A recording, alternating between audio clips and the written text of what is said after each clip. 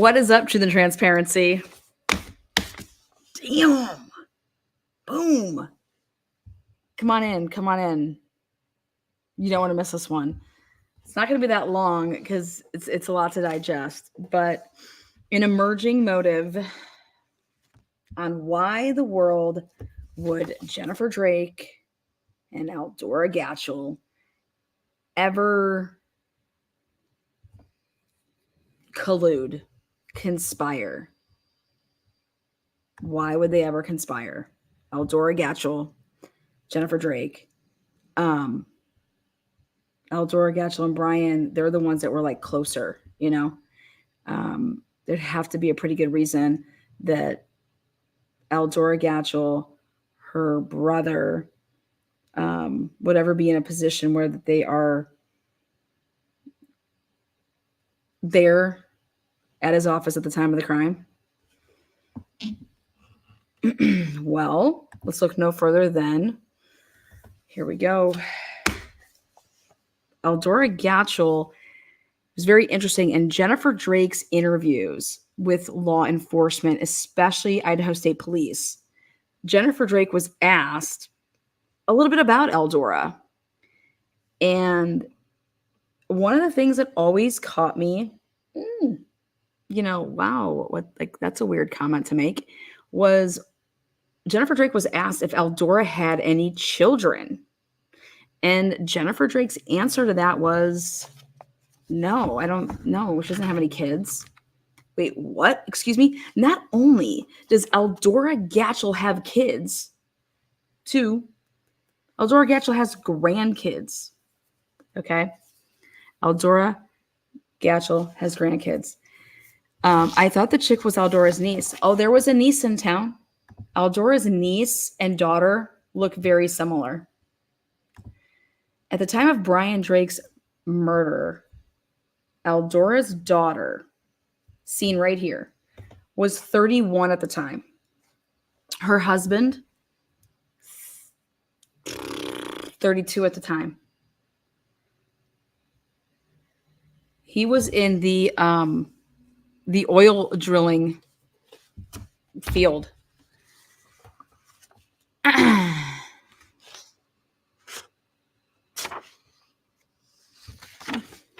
You have to ask yourself, why in the world would Eldora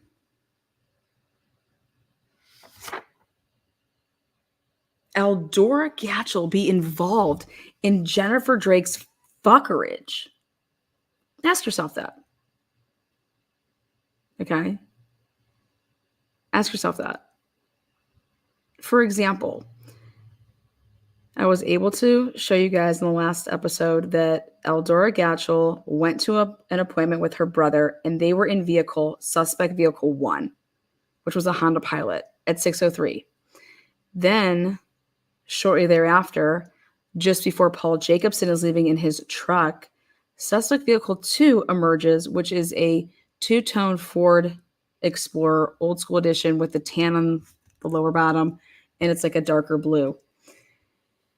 And none other than Paul Jacobson in his interview says that a SUV came in. I can't tell you the color. And the person driving it looked like it was the woman's daughter who was in there recording the guy playing the ukulele. Okay. And Eldora's daughter. It looked like it was her daughter. I said to myself, or her niece, her niece was in town, or her daughter. What the fuck? Jennifer Drake, 48 hours before his murder, was trying to get into his phone. 5 consecutive straight missed passwords, okay? Her picture's being taken. She doesn't even know it. She can't get into his password to get through to his phone. Okay. And within 48 hours, he would be dead. Now, contrary to what the Idaho State Police said that they had motive as to why Dr. Moore killed Brian Drake, that would actually be false. Leslie Lehman gets caught in an interview that she has with none other than Dr. Moore's wife, with the FBI there, and asking Dr. Moore's wife questions to figure out, okay, we know who did it. We know your husband did it. We're trying to figure out why he did it, because he is a pillar of the community. He would never do this, blah, blah, blah. We're like agreeing with you. We don't have a motive here. What's the motive that your husband, Dr. Dan Moore, would kill or shoot through a window at this man? So this whole motive that Dan Moore killed Brian Drake or wanted to scare Brian Drake and then he happened to die because of patience, you guys, the FBI didn't believe that. The FBI never thought that. Neither did Leslie Lehman. Leslie Lehman gets caught with her hand in the cookie jar. You know, sometimes you can actually read an interview, if you read it in a transcript, versus listening to it. You want to read not the answers that the people give sometimes, but you want to read what in transcripts, what the questions are. Okay. Like, what were they trying to ask Dr. Moore's wife to try to see if they could get this motive that they believe existed? Okay. And the motive that I want to tell you guys today for the very first time, that Brian, or that Leslie Lehman brings to the forefront, and one of the FBI guys was there with her, and Leslie Lehman asks Dr. Moore's wife, was somebody trying to extort your husband? Do you think that your husband did this for somebody else? Was somebody trying to extort him for money? What? Yeah. Let me just...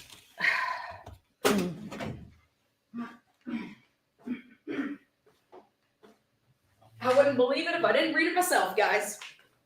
I said, wait, what?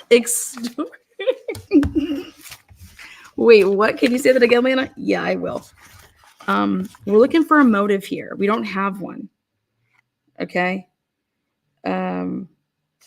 So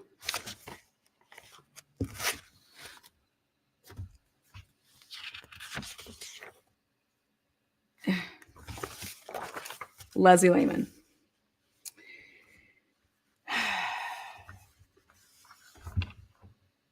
First of all, Dr. Moore's wife is like, wait, what? You got to be shitting me. The guy that's never committed a crime in his life, has never tried an illicit drug. You think my husband shot somebody? You're shitting me. Like, there has to be, like, you're making an awful mistake and you're about to ruin our lives. Leslie Lehman says, do you think somebody may have put him up to it? Question mark.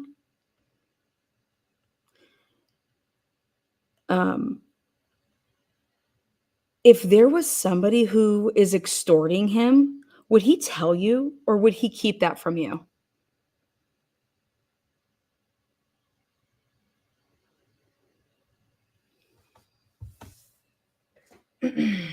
Why in the actual fuck would Leslie Lehman think to even ask if her husband was being extorted for money? That would mean that Brian would be doing the extortion, just so we're clear, and that Dan Moore was just like, you know what, to hell with this guy, and he's just trying to get me for money, and I'm tired of paying him, and I'm just going to go over there and shoot through the window. What? Then Leslie Lehman says something very, very interesting when she says, okay, who else knows that you guys have all kinds of valuables in this home? Wait, what? Who else knows that you guys have all sorts of valuables in your home? What? outside of your family, is there anybody who would have knowledge of what you have in this home? Wait, so what the fuck would that have to do? Like, if somebody wanted,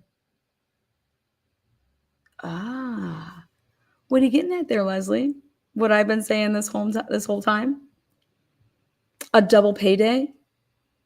If you go after the Moors for the murder, right?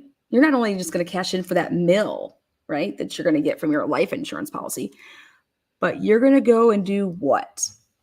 You're going to sue them. You're going to do a wrongful death suit. And do what? Go after everything that the Moors have. You can't put this on a homeless transient motherfucker who has nothing. That's not a double payday. But a double payday would be, we're going to cash in on the life insurance policy and the people or person that is arrested for this crime and then sued for this crime in a wrongful death suit. We take their money. So right here, Leslie Lehman has been basically, with her line of questioning, is proving everything that I've been saying, which is pinning this and setting Dan Moore up and his family up for this is a double payday. Okay? It's a legit double payday.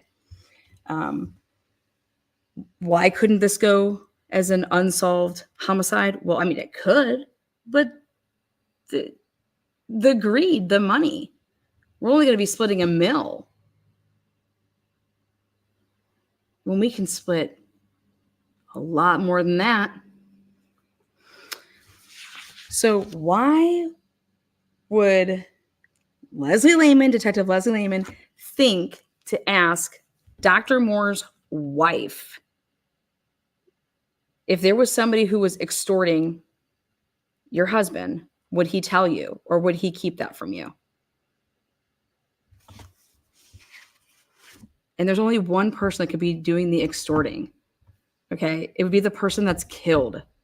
All right? That's what you were getting at.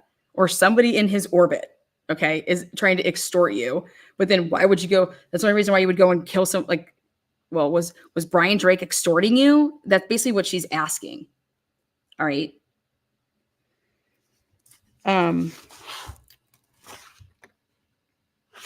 Now,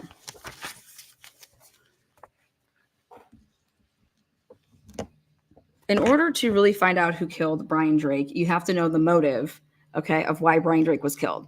Brian Drake was not killed over some patience, okay, because Brian Drake was, stealing people's patience or anything like that. All right. That motive isn't going to get you the killer.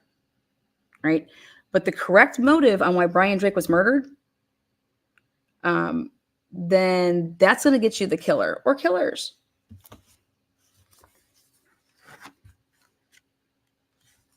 Now, again, the only thing that I could ever think of as to why Eldora Gatchell, and you have one of two things that could have happened here.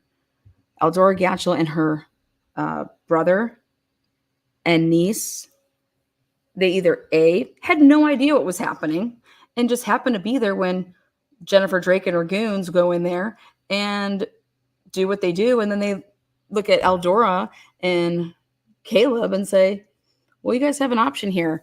You can either, like, we're going to kill you too, or you're going to keep this secret. You're not going to tell anybody that we just did this. Okay. That doesn't seem like a pretty good plan, right?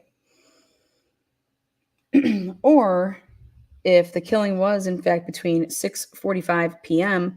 and 7:15 p.m., during that time frame, 100% Eldora Gatchell, her brother, and possibly niece and or daughter were 100% in that office.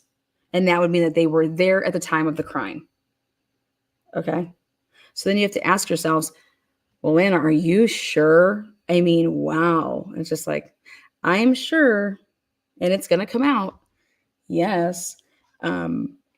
And it's on a multiple, like there's like 5 things that when you put all those things together with eyewitnesses, with surveillance cameras, with, 3 or 4 eyewitness statements, what time truly 911 was called on Isaac Funderburg's part, when this truly happened, and what he did leading up to calling 911. But when you put this all together on this timeline, 100% Brian Drake was not shot at 7:26 p.m. And the number one thing is that, remember, Isaac Funderburg gives a exact description of Caleb Pico and Azara. We have the footage that shows, if you're going to say that Eldora Gatchell left at 7:16 and that Caleb Pico and Azara got in the vehicle with her to then leave, then that means that that description of Caleb Pico and Azara would have had to been seen by Isaac Funderburg before 7:16 p.m. when they got in the vehicle after leaving Drake's office to get into her vehicle, the pilot, and then pull away, and we see it all on camera.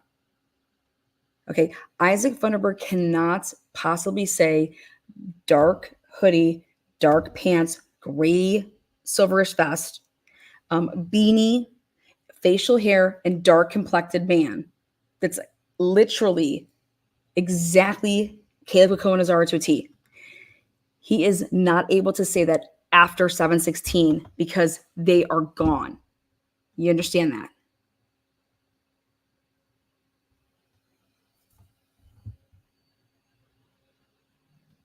They are gone. Which would mean he saw him before 7:16. That's the only logical explanation, and it's exactly what happened. Which means Brian Drake was shot before 7:16 p.m. Before the 7:17 phone call was made from Brian Drake's phone.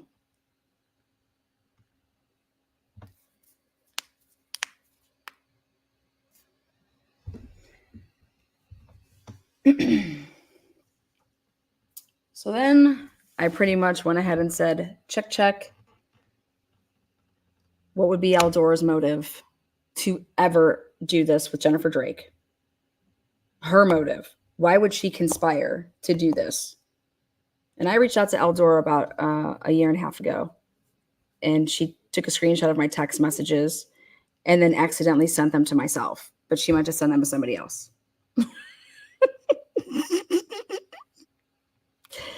Thank God for idiots. So Eldora takes the screenshots of my text messages to her and then sends them to somebody else, as well as sending them to me. So that's how I knew that she took a screenshot of my text messages to her, because she accidentally sent them to me. Oops. So the state's case in chief is, the state alleges that on Thursday, March 12, 2020 at 7:17 p.m., victim Brian Drake made a phone call on his personal cell phone to his wife, Jennifer Drake's personal cell phone.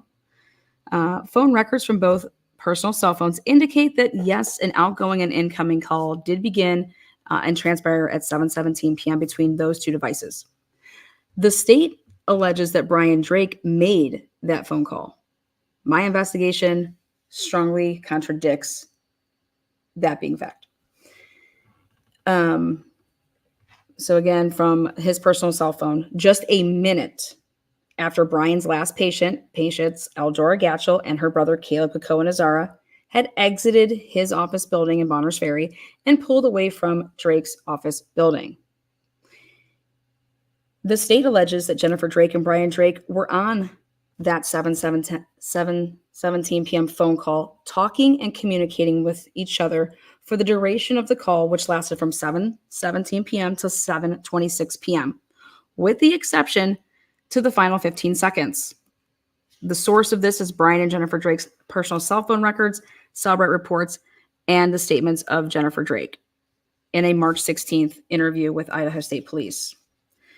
The state then claims, due to the statements of Jennifer Drake, that at 7:26 p.m., Brian Drake exclaims over the phone to Jennifer Drake that he had just been shot through the window. Ouch, ouch. I think something just hit me. I think something hit me in my side. I think I was just shot through the window. Source was Jennifer Drake's 911 call and interview with Idaho State Police on March 16, 2020, where that is said.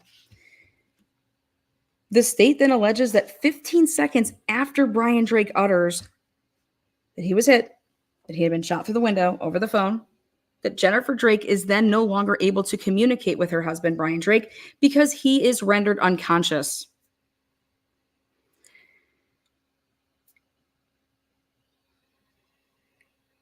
The ME's going to disagree with that, by the way. At this point, the state then alleges that Jennifer Drake hung up that call with Brian Drake, and then Jennifer Drake used her same personal cell phone to then dial 911 from her home in Hayden, Idaho. Source, the probable cause affidavit.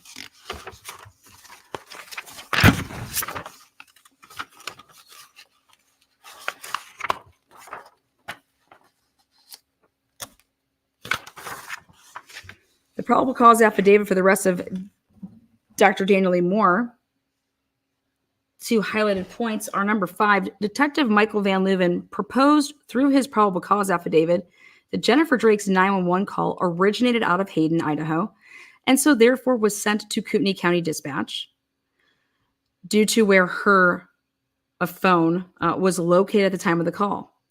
And from there, Kootenai County transferred the call to BoundaryCounty Dispatch. Reasons are unknown at this time as to why Kootenai County would transfer a call to Bonner County and not Boundary County, where Jennifer Drake gave the address on her 911 call that featured Bonner's Ferry in Boundary County. Also, it should not be lost on anybody that after FOIA requests, there is no record of any 911 call made by Jennifer Drake by any device, by any cellular phone number to Kootenai County on March 12, 2020. Bonner County Dispatch is the first dispatch to actually have a call log and record pertaining to a Jennifer Drake making a 911 call on March 12, 2020. That source came from yours truly, FOIA request from 2023.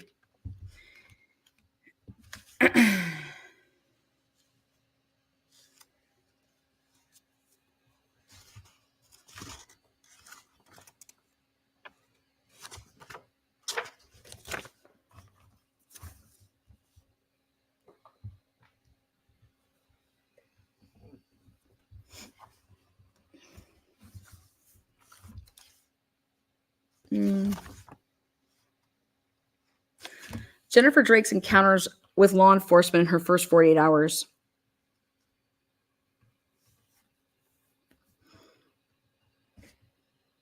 Idaho State Police are missing a hella shit here. There are interviews known to exist, both recorded audio and video, that are missing from discovery that took place on March 12, 2020 and March 13, 2020. These interviews and encounters are with Jennifer Drake, the victim's wife, and law enforcement. The source is supplemental reports and discovery that mention other encounters with Jennifer Drake in those reports. Jennifer Drake's own interview and statements on March 16, 2020 with Idaho State Police, when she mentions phone calls that she had with officers, as well as physical interviews that she had with detectives from her area during the late night hours of the night of the murder of her husband and the following day. All of those encounters at the Drake residence. To date, there are no interviews or reports that feature any law enforcement agency personnel and any of the Drake children. There are no interviews or reports between Jennifer Drake's parents and law enforcement. Those are the first people that Jennifer Drake called after 911. There are no interviews between law enforcement and Stephen Minert, Jennifer Drake's first call that was non-family after her alleged 911 call.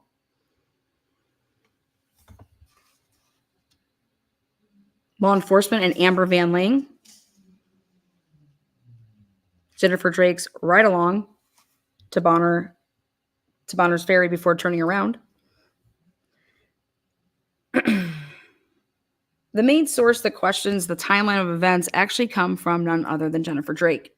Her own admissions to law enforcement, and then her own phone records, celebrate extractions. During Jennifer Drake's first Idaho State Police recorded interview, March 16, 2020, Jennifer Drake told Detective Michael Van Leuven and Gary Tolson that she could not find her outgoing 911 call in her call log, and then proceeded to show the detectives her phone during the interview. This prompted detectives Mike Van Leuven and Gary Tolson to ask Jennifer Drake if they could download her phone.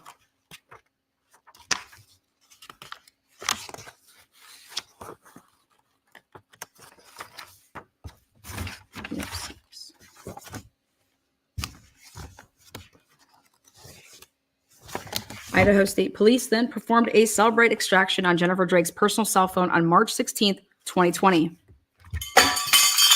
Whoops.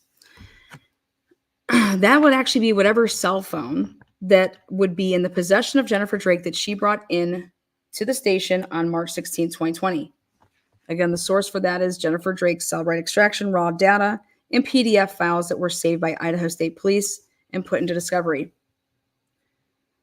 It would be the extraction of Jennifer Drake's personal cell phone that would not provide answers to Idaho State Police detectives of what time, if any, did Jennifer Drake call 911 from her personal cell phone, as it was not able to be located in her outgoing call log, nor was it in the deleted section of any extraction performed by the Idaho State Police forensic experts.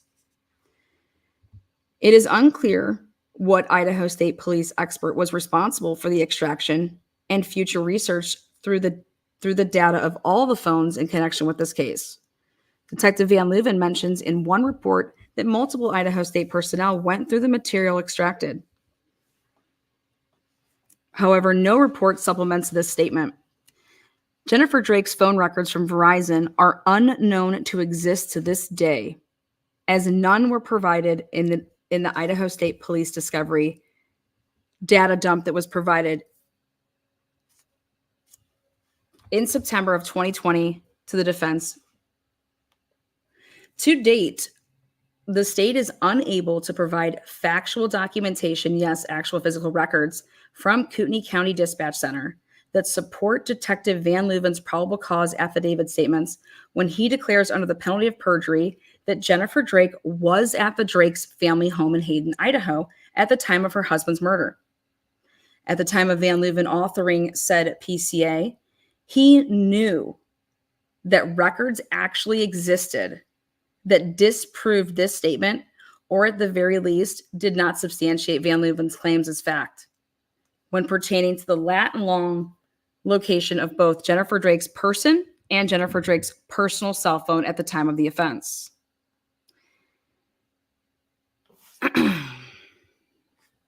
There is evidence within the criminal discovery that highly contradicts the allegations of fact from Van Leuven's probable cause affidavit. Detective Van Leuven should have known at the time of authoring said PCA that overwhelming evidence existed that strongly contradicted Jennifer Drake's hearsay statements about who was on the phone call, A, that she took from at 7:17 p.m. and that lasted until 7:26 p.m., B, what the conversation was truly about, and C, if there was even a gunshot or shots that could have been heard by Jennifer Drake during that time of an alleged phone call, when compared against the totality of the following.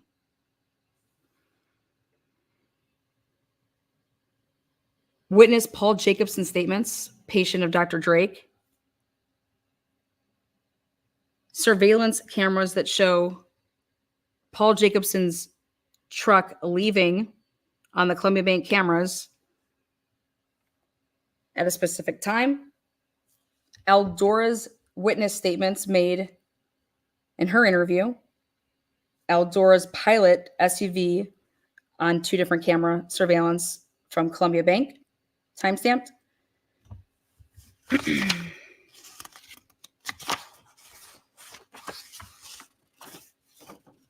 Isaac Funderburg. witness statements, recorded interviews, Isaac Funderburg car on 3 surveillance cameras at multiple times, Aaliyah Sandilan's witness statements, Aaliyah Sandilan's vehicle on surveillance cameras,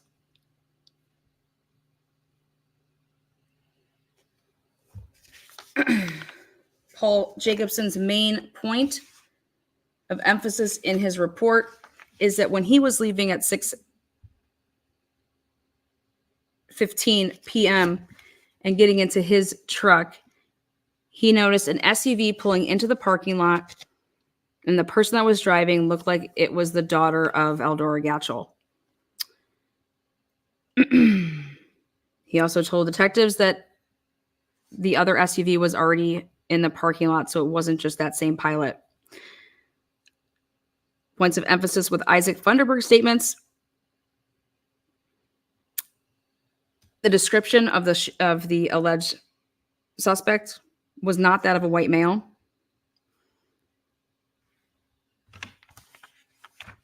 And then when asked about Stephen Hartman, the guy that came up on the same side of the road after the gunshots, when Isaac Funderburg asked, "Hey, did you hear those gunshots?" It was in his report to Leslie Lehman over the phone, where Leslie Lehman did not record the conversation, but did a police report and said that Stephen Hartman came up, and that had to be at least, according to Leslie Lehman's written report without it being recorded, 10 to 15 minutes after the gunshots. According to a recorded statement by Aaliyah Sandilan earlier that day, she said, "Oh, that guy, he had nothing to do with this because he came 30 minutes after the gunshots," plural. Stephen Hartman is undisputed that Stephen Hartman is on Columbia Bank surveillance cameras at 7:29 p.m., which is right before Isaac Funderburg's house apartment where he collided and they had their conversation. And then he's seen again on Liberty Camera gas stations at 7:32 p.m. Is undisputed, both of those cameras. And that means that Stephen Hartman and Isaac Funderburg would have had that conversation at 7:31 at the latest. And 30 minutes before that is 7 p.m. If you want to go with Leslie Lehman even writing down what she would have wrote down in a phone conversation then with Isaac Funderburg, you'd be backing it up from 7:30, back it up 10 or 15 minutes again before Jennifer Drake's conversation. 7:26 was the gunshot that they're trying to say was the gunshot. But I'm about to mindfuck all you motherfuckers. Okay? Because Jennifer Drake is the one that's saying the gunshot was at 7:26. Okay? But the gunshot really happened, all right, at 7 o'clock.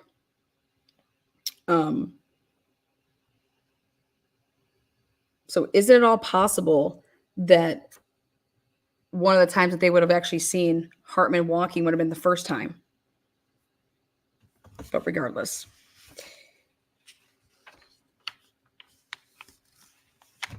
Not to mention, Isaac Funderburg would have never had the description of Caleb Kukoa and Azara if this did not occur before 7:16, when allegedly Caleb Kukoa and Azara is getting into a vehicle and then leaving. Therefore, making it be that Isaac Funderburg wouldn't have been able to have the description of Caleb Kukoa and Azara after 7:16, which is still 1 minute before that phone call at 7:17.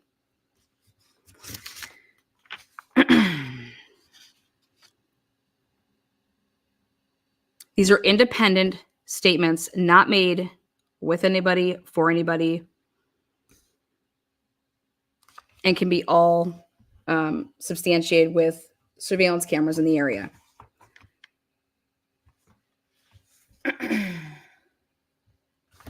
Jennifer Drake's own statements cannot be corroborated by a 911 call that does not exist on paper to CUNY County Dispatch.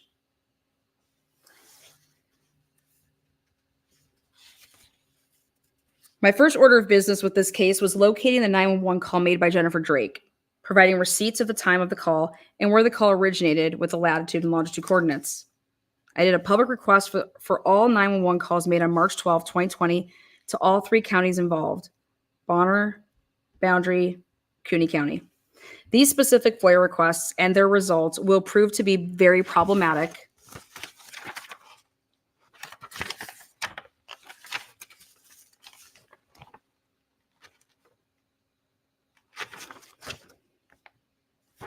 for the state to prove their alleged time of the crime and that their time of the crime and the murder of Brian Drake.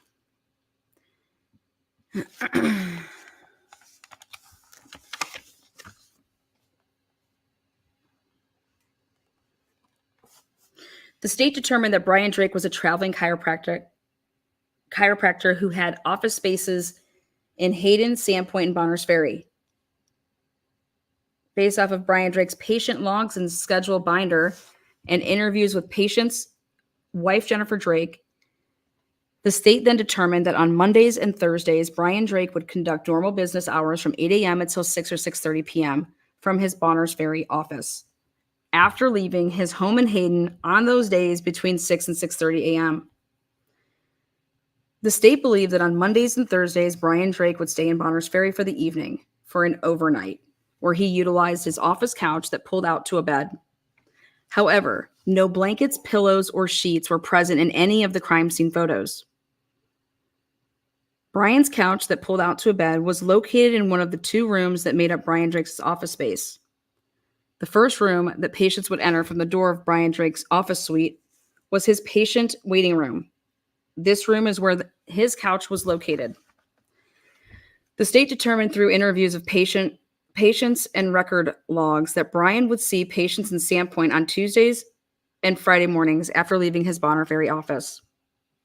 And last, to close out Brian's weekly schedule, the state determined that Brian would see his Hayden patients mostly on Wednesdays at his Hayden office. On Thursday, March 12, 2020, the state determined that it was planned that Brian Drake was to spend the night in Bonners Ferry and head to Sandpoint to see patients on Friday morning. This, however, is strongly contradicted by interview with Emma Fields, seen in the supplement report, redacted.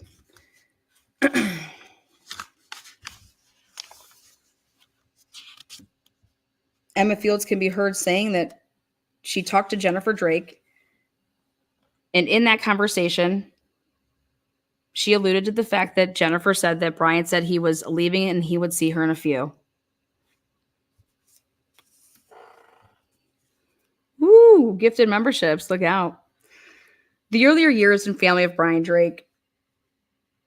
Brian Drake had been a chiropractor since the early 2000s when he obtained his license from Parker University in Austin, Texas.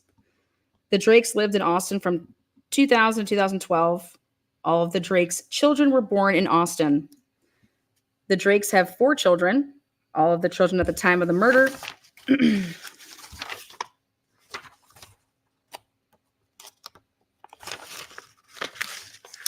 were 16 years of age or younger and attending school at redacted.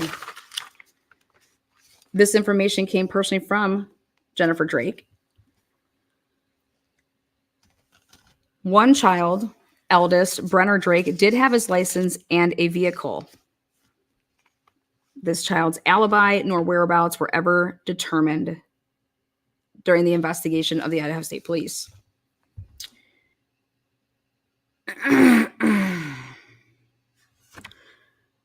Brian Drake's work history. Brian Drake had his own practice from 2003 to 2012 in Austin, Texas. Brian Drake then moved his family to northern Idaho, Post Falls, Idaho, in June of 2012.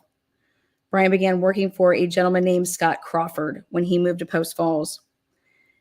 Brian Drake kept that position as one of the chiropractors on staff at Scott Crawford and Elliott's practice. This lasted for no more than 2 years. Brian Drake then left chiropractic work altogether and went to North Dakota. He would travel. It is alleged that he would travel back and forth from Idaho to North Dakota on the weekends Brian Drake was working there with his brother, Chad Drake.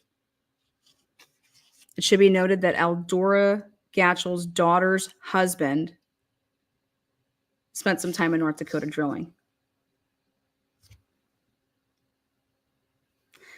It would be in North Dakota that Brian Drake was alleged to get into a bar brawl where the police were called and people were arrested.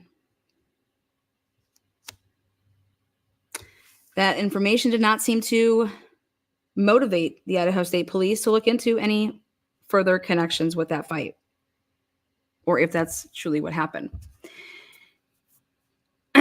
Brian Drake then returned from North Dakota to then work for Amy Strapolsta beginning in around 2014 or 15. Brian, at the time of when he worked for Scott Crawford and Amy Strapolsta, he had a clientele that was majority of the Mennonite community. Most of them lived in Sandpoint and Bonners Ferry. They would travel far for these appointments. And so Brian decided that he was going to set up a satellite office on Fridays and not tell Amy Strapolsta about this.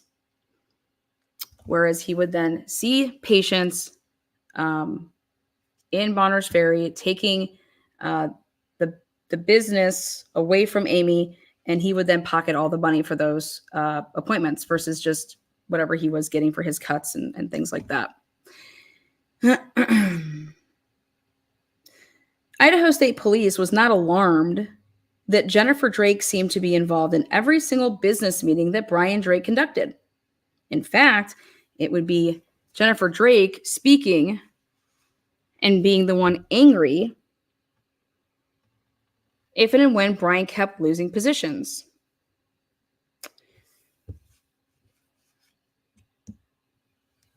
Jennifer Drake did not believe that it was unethical that Brian merely take these patients away from these practices, as Brian provided better care, and that's who they wanted to see.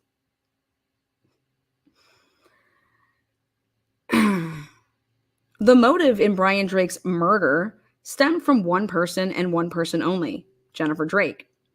It was Jennifer Drake who told the Idaho State Police that Brian was met with an angry ex-boss in Scott Crawford due to Brian allegedly being accused of stealing Scott Crawford's patients. But in the end, Brian Drake would be threatened by Scott Crawford and letters written out to all of these patients across northern Idaho, letting Scott Crawford, letting these people know what a scumbag Mr. Dr. Brian Drake was, and that his unethical practices, stealing patients, and quote unquote Jennifer Drake and Emma Fields reciting that you're going to pay for this, Brian. You are going to pay for this. The Idaho State Police asked when this all transpired, and it was years ago, allegedly.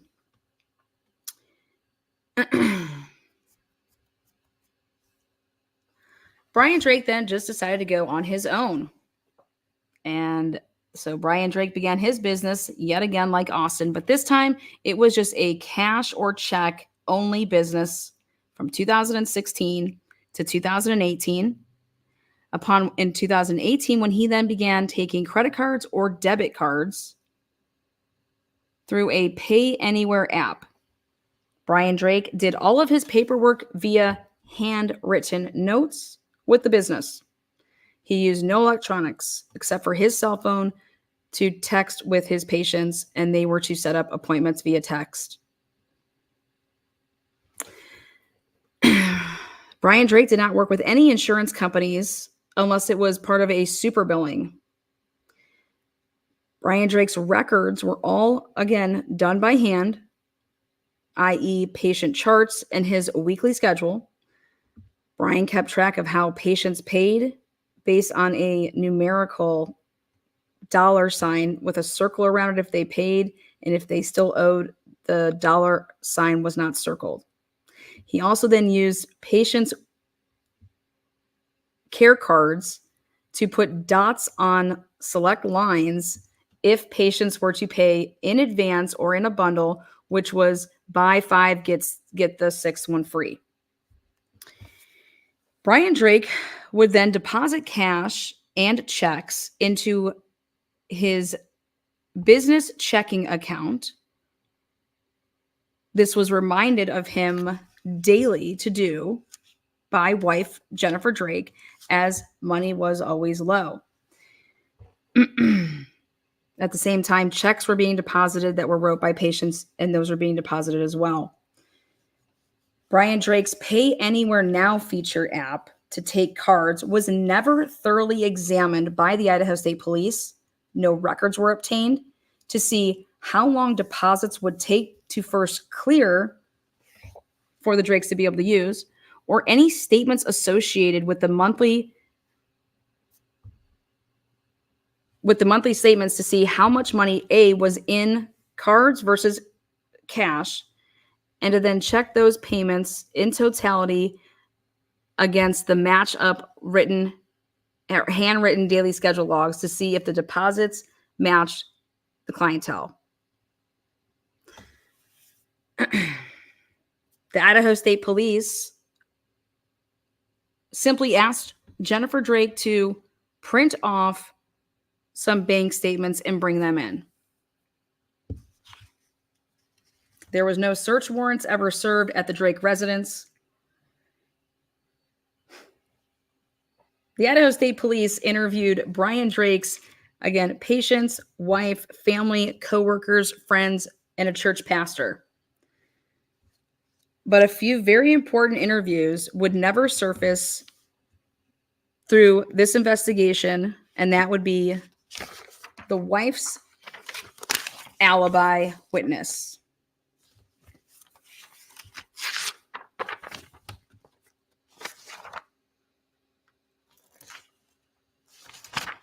That alibi witness would be the Drake's daughter. Also an alibi witness for the whereabouts of the minor children, minus the daughter of the Drakes, would be Stephen Minert.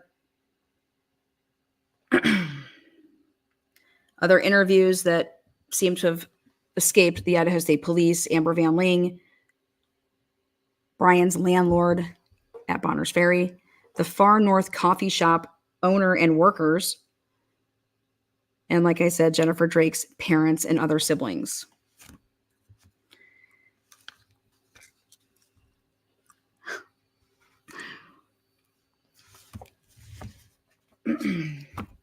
The own words of Leslie Lehman, Detective Leslie Lehman, is that is where the evidence is leading us for the last 5 months and today, end quote.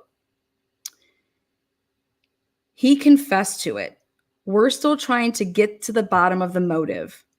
Maybe we can sit down and talk to you a little bit, and you could help us understand why, because we don't understand why. The physical evidence that we have points to him, aka Dan Moore, but we cannot, just like you said, he's a pillar of the community. We cannot figure out why he would do this. End quote. Leslie Lehman must not know what physical evidence means. There is no physical evidence in this case tying Dan Moore to this case. The actual time of the crime, the shooting and ultimate demise of victim Brian Drake, solely rests on the words of Brian Drake's wife, Jennifer Drake. Jennifer Drake alleged to 911 dispatch, as well as detectives, both Idaho State Police and local law enforcement, that she was on the phone with her husband, Brian Drake, when Brian abruptly uttered, "Ouch, ouch, I think something just hit me. I think someone just shot me through the window." End quote.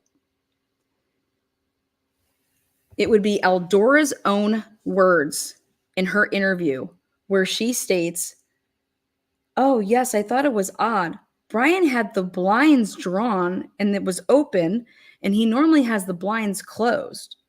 And then he sat right there with his back to the window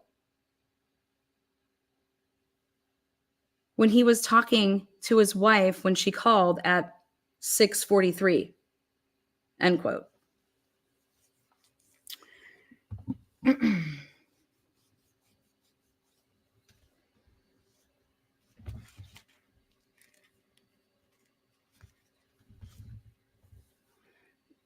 The Idaho State Police could not enter into evidence during a preliminary hearing this alleged 911 call from Kootenai County that was then transferred to Bonner County and then Boundary County.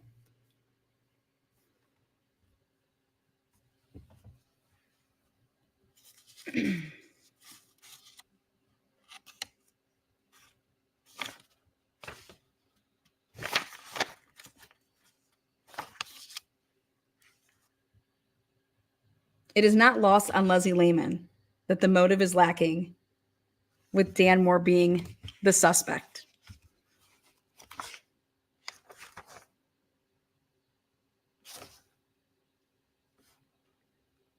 I will end with a great quote from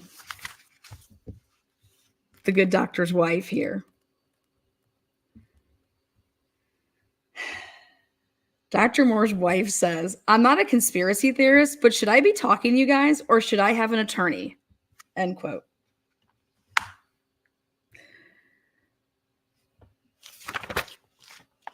Leslie Lehman explained that she is a finder of fact. I'm always upfront with people. We're not trying to hide anything from you. I'm not one of the kind of hardcore cops that will ramp my fist through a table and demand. I'm not that way. I don't know one who actually is, to be honest with you, in the state police. You can gather from Ed here that he's not one from the FBI. The facts are going to take us where they take us. We have served search warrants this afternoon for this house. We have a team up at the Mountain View house because we understand there's belongings up there.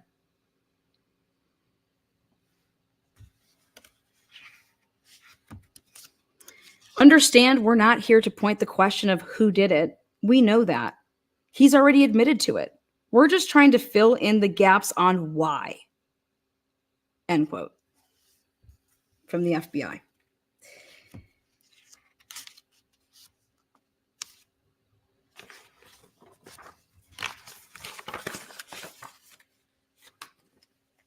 Jennifer Drake's own phone records do not substantiate her ever calling 911 from that cell device. Her Cellbrite did not have it. It wasn't deleted. It never just wasn't there.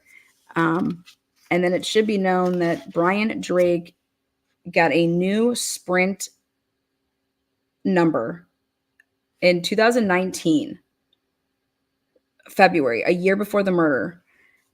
That has been unknown to and has never been mentioned by the Idaho State Police. Also, during the year of 2019, up and in through the murder of Brian Drake, Eldora Gatchell's daughter, who is very active on social media, deleted all of her posts in the year 2020. Seen on screen here is Eldora Gatchell's daughter.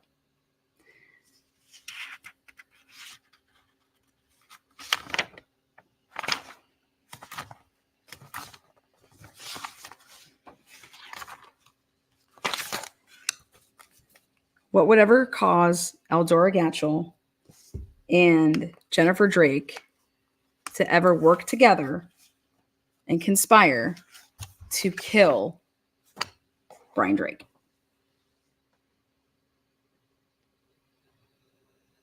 There's only one thing.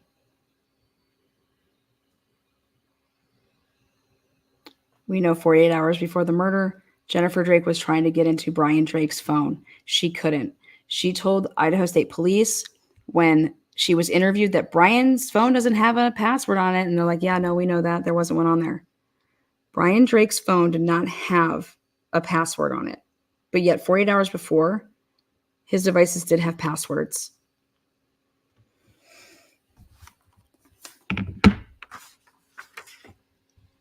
We know that Brian Drake, a month before his murder, he was beat up and or suffered a slip and fall, fracturing his leg in 3 different places, causing him to need surgery.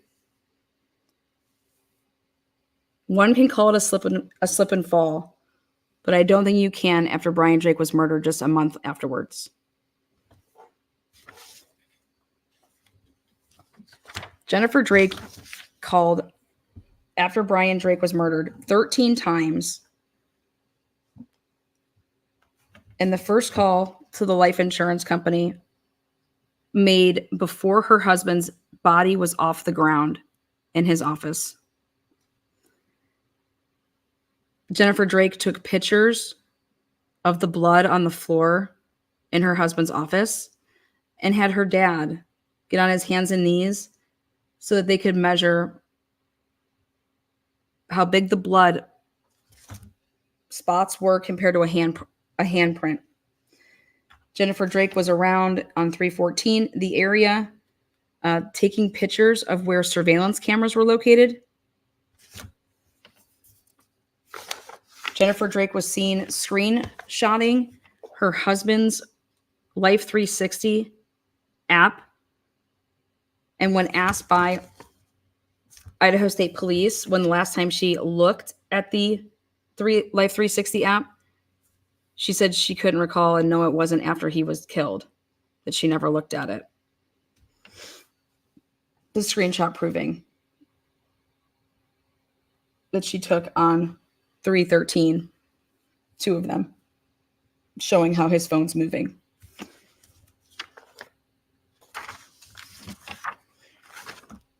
According to Brian Drake's Google locations and Life 360 app, Brian Drake would turn off his location services when he was in Sandpoint and or Bonners Ferry. He only kept his device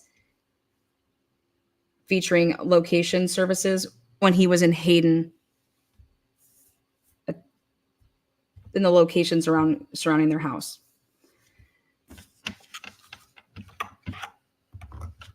Brian Drake did not share his locations with Dr. Dan Moore. Brian Drake was not on a family plan with Dr. Dan Moore. The only person that Brian Drake was hiding his whereabouts from was his wife, Jennifer Drake. The only people that would know the layout of Dr. Brian Drake's office at all locations would be patients and or his wife and possibly children.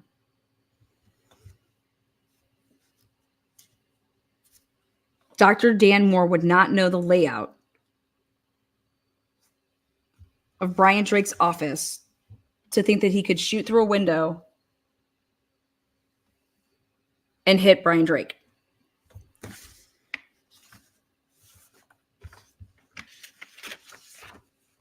In fact, Brian Drake's own device was used to Google search Dr.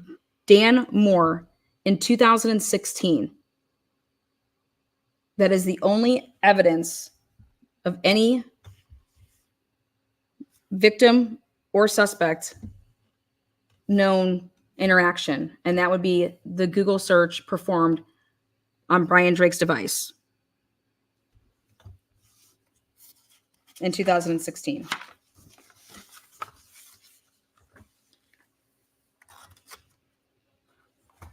Brian Drake was hiding money from his wife, thousands of dollars. Brian Drake was hiding his locations.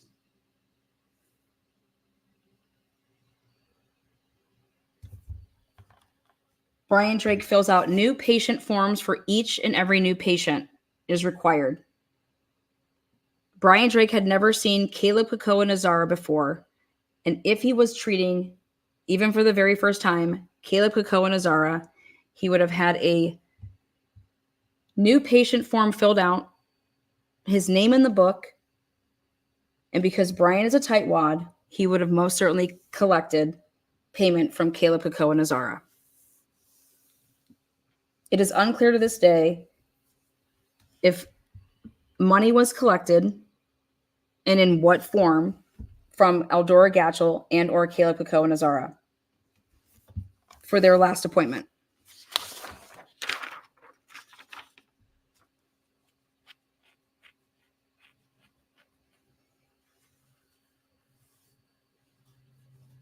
A source that I will not reveal, and it probably will not come out until trial, that will be testifying to being in the presence of Eldora Gatchell and Jennifer Drake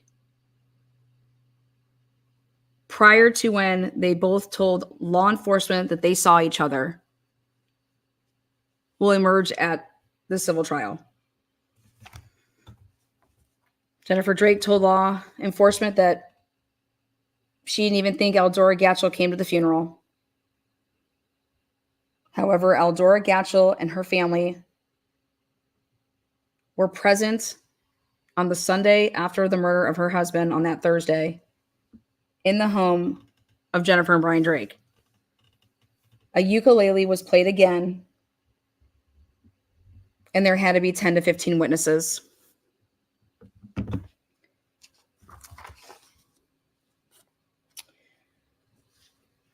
In closing, there are patient files that were either stolen or removed or purposely left out of the Xeroxing copy. And this proof is evident in the crime scene photos that were taken from the white binder that was on Brian Drake's desk that featured Eldora Gatchell's card 3 that is nowhere to be found, and none of the records from any of the patients that actually physically saw Dr. Drake that day. Not to mention any of the Hayden files.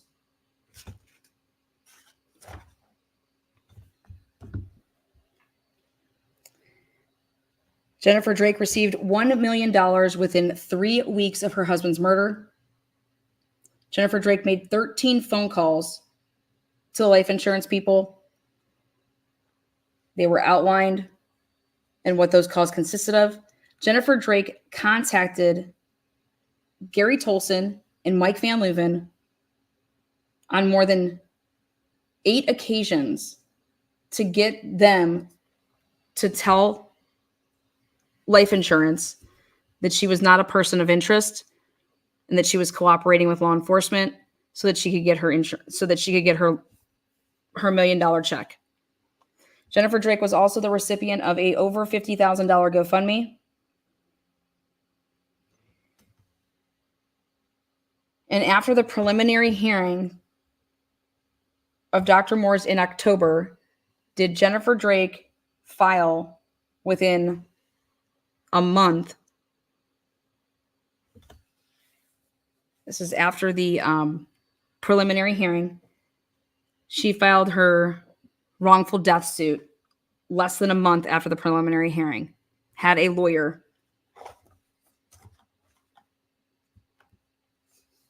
This criminal case would get thrown out due to Miranda violations and coercion.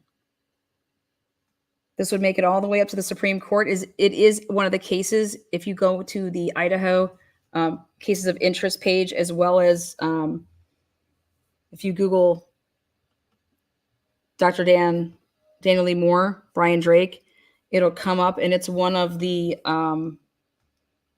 opinions that came in that case that came from the Supreme Court.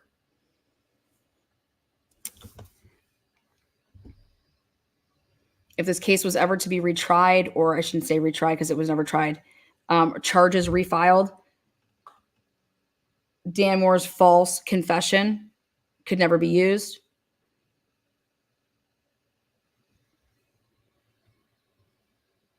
But truth be told,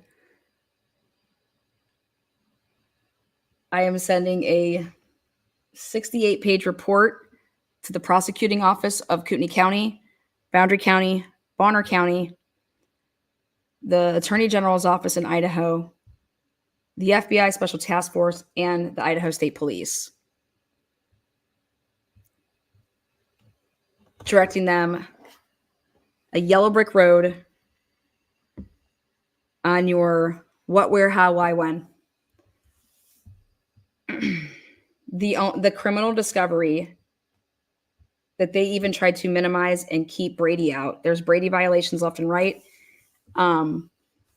If Eldora Gatchell's daughter, she shows horses, and a lot of those people use chiropractors, and it is alleged by myself to see that I believe that files were pulled because Brian Drake saw Eldora Gatchell's son, Joshua Gatchell, and I'd be willing to bet that Brian Drake saw Eldora Gatchell's daughter at some point as a patient.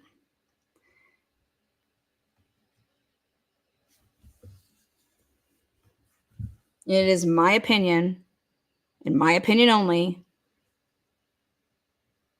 that Jennifer Drake had the motive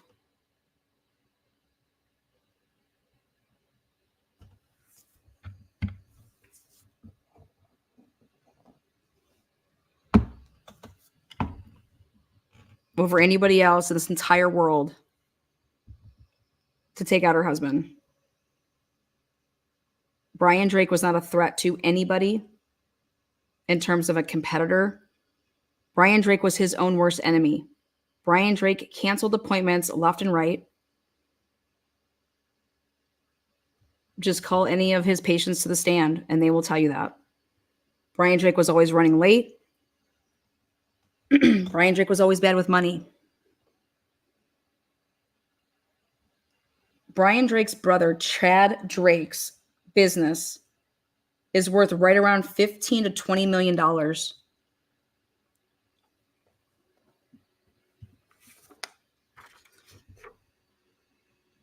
Looking into Chad Drake's past, it's something about these Drakes that have problems screwing people over in their lives.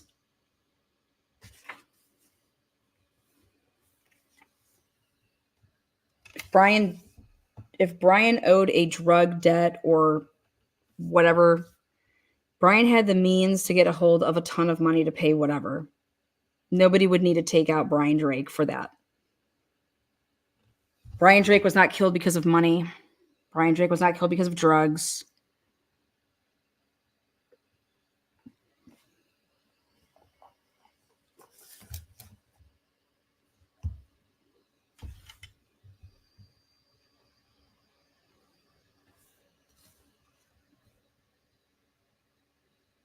Brian Drake has more deletions on his Cellbrite extraction that should have flagged the Idaho State Police experts that went through it, like Nick did in Karen Reed's case. Instead, they overlooked every single thing that transpired in Brian Drake and Jennifer Drake's life over the 6 months leading up to Brian Drake's murder.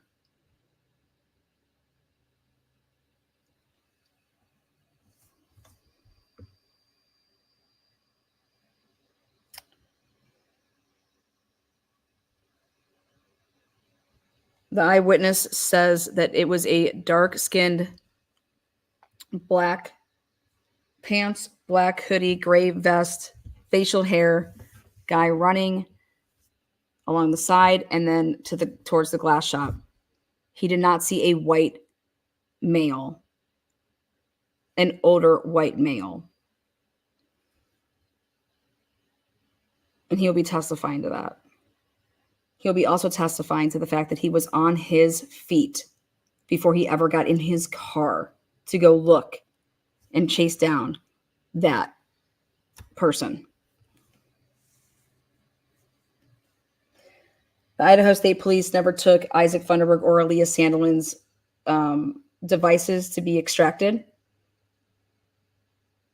They never did any follow-up visits, phone calls after 3/13/2020, with the exception of trying to give them a photo lineup.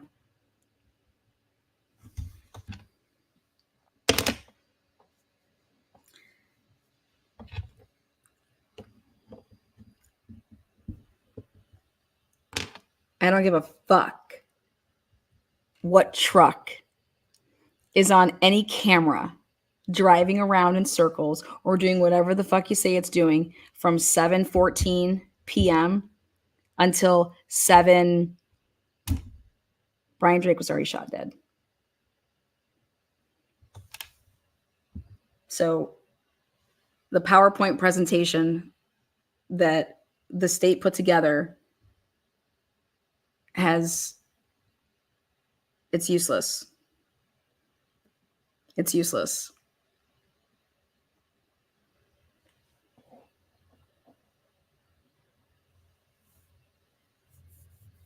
You can even say it's Dan Moore's truck. You could say it's not Dan Moore's truck. You could say Dan Moore's in the truck. You could say Dan Moore's not in the truck.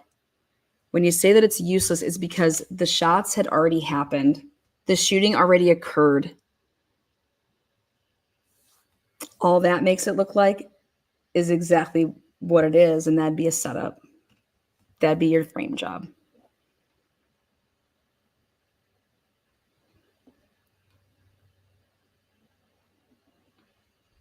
Super One cameras were not sought after by Idaho State Police, which would have proven what time Isaac Funderburg got there, what time Eldora Gatchell got there. I spoke personally with the people at Super One, and the Idaho State Police were there multiple times and never asked them for their cameras, knowing that witnesses went there all day that day. So Leslie Lehman can keep following the facts. There are no facts when you don't go get the evidence. I'll take my 10 G's. 10s and 20s, please. I got a strip club to go to. All right, guys, what is up? Any questions? Class is going to be over.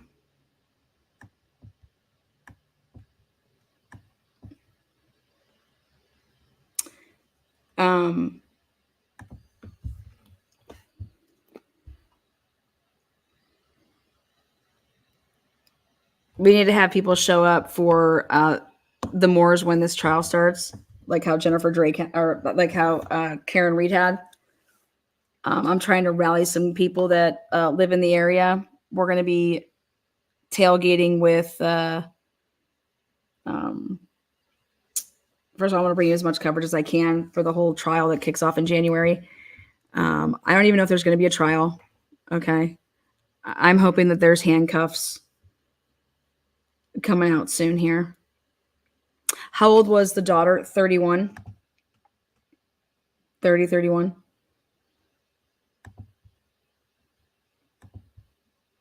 I can only think of one reason that I would ever conspire. The trials in Idaho. In Sandpoint.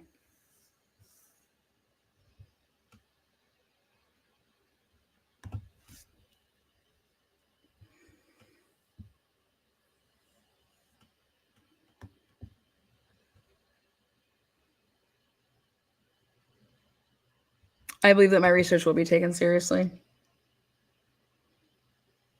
It's the great thing about the research is that I'm using their own material, and I just put together the material the way that it wasn't put together when it should have been. Leslie Lehman, this was her first murder case, homicide, whatever. That should be her last. Or she can make it right. She could actually watch this stuff and say, you know what? You're right. You're right. Holy shit. We're going to fix this. We're going to fix this. Jennifer Drake, they didn't even ask her what she did that day, where she was, nothing. You know what's sad is that I know all of Idaho watches this. I know Jennifer Drake watches this. I know all of her friends watch it. I know family members of Brian's. I know Brian's friends watch this. And it's literally right in front of your face. And I'm providing receipts with everything and where it's coming from.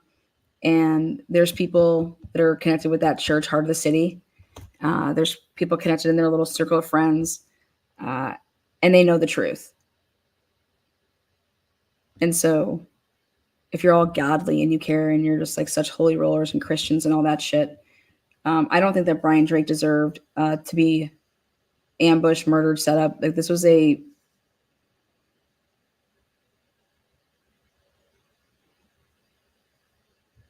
Brian Drake drowned in his own blood.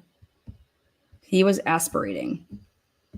It's like drowning in water, you know. I believe the reason that Brian Drake's back had dirt on it is because he tried to get outside. He clearly didn't have a phone because he couldn't call it. Any normal person would have called 911 for help. He couldn't because it didn't go down the way Jennifer Drake said it went down. Their own ME is going to talk all about that. The amount of blood that was inside of Brian Drake's body, it stayed internally. And so he literally drowned.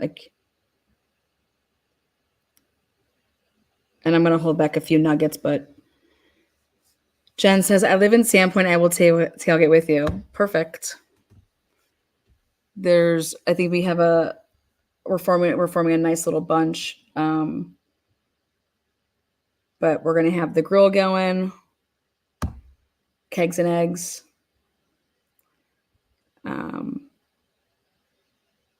You're amazing, TNT, for real, laying it out for us. I try to do my best for that. I feel so bad about Dr. Moore. You know, he lost his, I'll read you the message that I wrote last night and I'll end with that. Jen History Fuzz Administration says, Jen Drake is a snake and anyone else involved better be careful because JD won't leave those loose ends. Just saying. Yeah. It's obvious. And anybody out there, like I say, like I have never told any of my sources, anybody that's come and provided anything, they know who they are. They've been very, very helpful. But I couldn't imagine knowing that.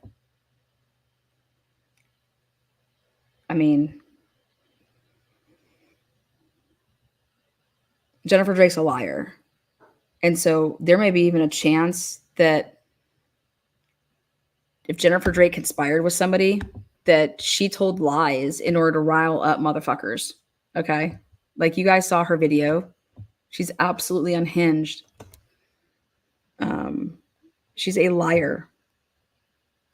And let me tell you something, guys. She's good. Jennifer Drake's good. I'm not going to sit here and tell you that she's better than me, but she's good. And why, you know what? I'm going to give you this. Why I think she's better than me is because I would never be able to lie the way that she does. Like, no wonder why she has bags, because that bitch don't sleep. But she is one calculated mofo. Okay, so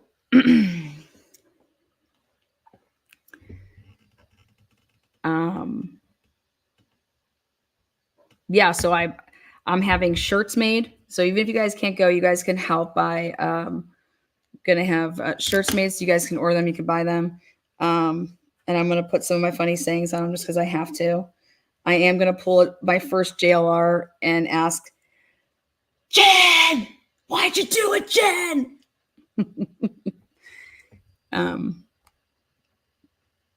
But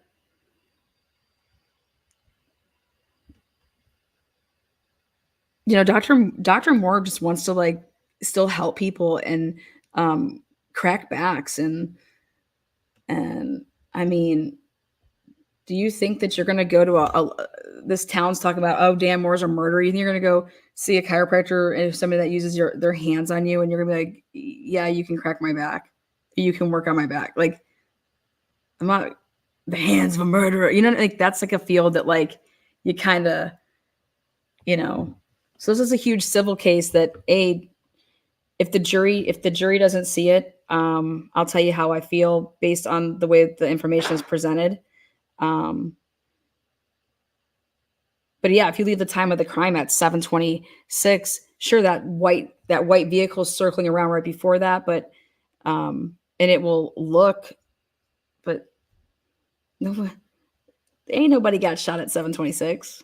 All right, everybody knows that. But if the lawyers don't, they got to do their part. All right, here it goes. So Jennifer Drake versus Dr. Moore, case update, truth and transparency. This was my fun moment. Wow, I just spent the entire night. So this was yesterday. Like literally spent the entire night researching the fuck out of Jennifer Drake. And all I have to say is she is 100 times more effed up than I ever gave her credit for. Wonder what she does with all that time on her hands now. I mean, babysitting her husband at least kept her busy, or stalking her husband, whatever you want to call it is fine by me. Charge the woman already, Idaho State Police. I mean, for fuck's sake, it's right there in the damn phones. It's right there. This woman is beyond calculated and dangerous as fuck to the community, as well as those that know her little secrets. Right now, she is monitoring #Emily Rodewald. Yep, she is. Her own niece, Lex, and Lex's husband, sons Brenner and Hudson, Lex's parents. Just so you guys know, that would be Jen's brother and sister-in-law. She's monitoring them. P.S., just so you guys know out there, that Jen is so ridiculously jealous of her pastor brother and his entire family. M, who's Emily, who's one of her sisters, M and Jen know each other's alt accounts on social media. I think it's cute. And I'm laughing about it because they follow each other. Yes, that's right, y'all. Jen Drake has a couple fake social media accounts, and I found them. Oh, can't forget about you, Bill Coiner. She's got tabs on you as well. Brooke Miller, not the one that started up the GoFundMe for the Gonsalveses. This is a different Brooke Miller. And oops, almost forgot about you, Zoe. Jen is currently using an alt account right now to track people in Dan and Karen Moore's life. What a pathetic fuck. Hey, Jen, if you want your grass to be green, I suggest you water your damn lawn and quit peeking over the fence to see what your neighbor's lawn looks like. Aren't you at all tired of taking things that don't belong to you? Like Brian's patients that were Scott Crawford's or Dr. Elliott's, and that woman he worked for, Amy Sepulstra. Let's not forget you sold that life insurance policy, life insurance company's money, right? $1 million large. I mean, and then that Wemmy guy, God, he felt so. Wemmy's the guy that had the Sandpoint. He was the Sandpoint owner of that building. He was also a patient of Brian's. That Wemmy guy felt so bad that Brian was murdered. Little did he know truly why. And so after he found out he was murdered, he told his insurance company, hey, just go ahead and pay Jennifer that $5,000 for that fake slip and fall that didn't happen in his parking lot on that fateful February 4th, 2020 early evening debacle. I mean, who cares that his parking lot featured cameras and not a single angle had your man, Jen, slipping and sliding like P. Diddy's oiled up sex workers? Where did Brian go between his last appointment that day anyways? Wemmy was supposed to be his last appointment on February 4th, 2020, right around 3:15. And then I believe you tried to call him at 6, a little bit after 6, or he called you. So if he would have had that slip and fall because he was trying to get to his son's game at 4, he should have called you before 4 p.m., right? But good thing, Jen, you were taking pictures, though, of that scoreboard and that gymnasium as to alibi up at 6:20 p.m. for some reason. You know, just in case, right? Laughing my fucking ass off, Jen, over here. Jen, you are so predictable in my book, but not many people have my books and my brains. But I can tell you this, God is so proud of you. Claps for you. Oh, and give Val Burgess and company my love, JD. Now, Val Burgess is a person that had an appointment with Brian on the day that he had this alleged slip and fall. Brian Drake would then go in his phone afterwards and deleting messages between that account and his own account. I mean, why? Oh, Jen. And the icing here is right here, icing on the cake, breaking news. Brian Drake had just opened up a new phone account through Sprint in February of 2019, according to sources. 1 year before his murder. New phone, who dis? Not Jen. Not Jen Drake. A source close to the Drake family says that Brian Drake and his brother Chad Drake both had gay tendencies and were known to get it on with men, just like rapper P. Diddy. Wonder if Brian Drake ever attended any of those freak-offs. You know, all those lavish trips with Craig bouncing checks Faint. Now, Craig Faint was the guy that took him on those vacations and whatnot. He's also in the paper for writing like $200,000 to $300,000 worth of fake bouncing checks or whatever. You guys can go check that out. Brian and Jennifer were in NYC before the murder, so maybe 6 months or so before the murder. 6 to 8 months. And I believe Florida before that on a trip with good old money tossing Bubba Craig Faint. Craig Faint, how are you like seriously watching all this stuff and thinking that this is okay? If I was Brenner, I would hit up 23andMe to see if I had familial DNA with Bubba Boy Craig Faint. You know, especially after seeing and hearing the true lifestyle of the Drake family. Brenner looks like Jennifer, but has the skin tone of Bubba. I don't know, maybe even the jawline and the eyes of Bubba Boy Craig Faint. Or maybe my opinion on this whole post is just wild as fuck, and it's a byproduct of laughing gas and slap happy vibes. I don't know.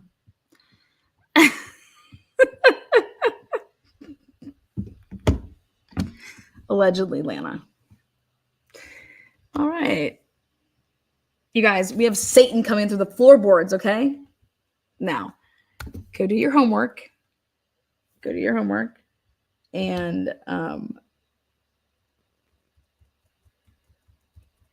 you tell me why Eldora Gatchell, Caleb Hako, and Azara, why those two people would ever be involved with Jennifer Drake in a murder plot for her husband. And when I saw how hot Eldora's daughter was, I said, oh. And then I saw, oh, wait, Jennifer Drake lied to law enforcement and said that Eldora had no children. No children. Why? Why would you lie about that? You know that she has 2 kids plus grandkids. Oh, because why?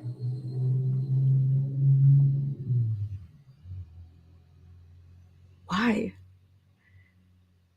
Like, and now that I'm telling you guys that, ISP, go interview her.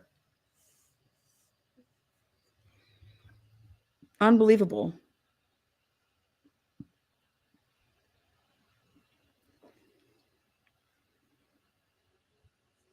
I think Brian has a type, by the way, too.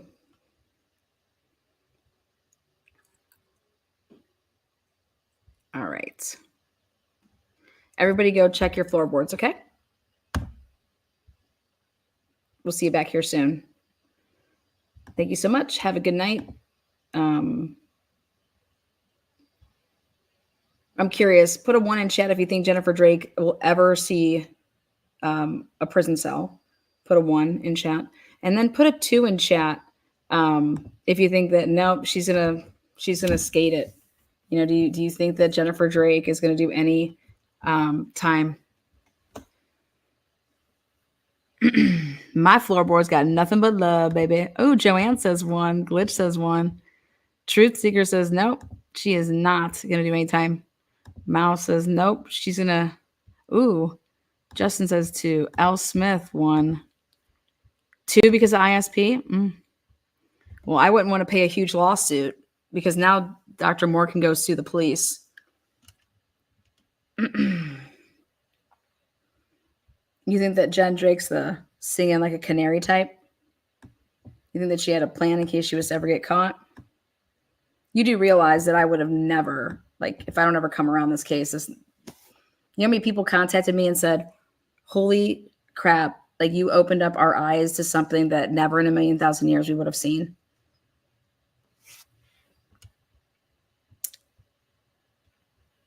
Lack of evidence. You'd be amazed. A lot of evidence there. Her phone, her location. You don't even. She said she called 911. Why isn't there an outgoing 911 call in her cell phone?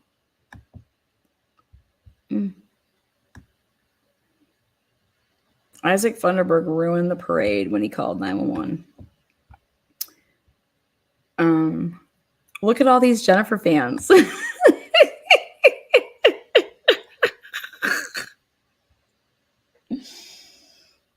Oh, this is fucking hilarious. I'm just curious what you guys think. I don't know. I think Jennifer's innocent until proven guilty, but I think I've done a pretty decent job of showing the timeline of events that put I think Jennifer is a control freak, and I think that there's no way that I think that she was present. I think she was there. So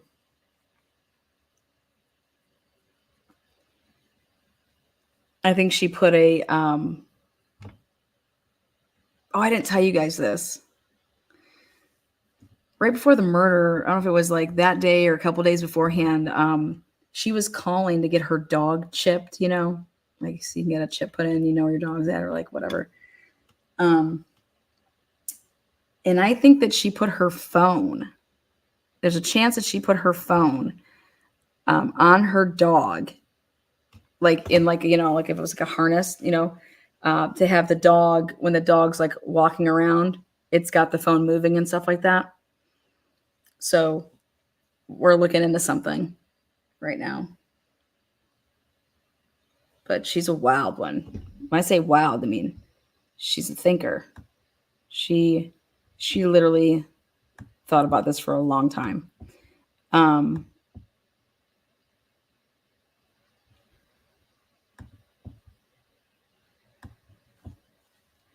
One if they listen to you. Oh, now you're going to go with one? You're changing your mind there?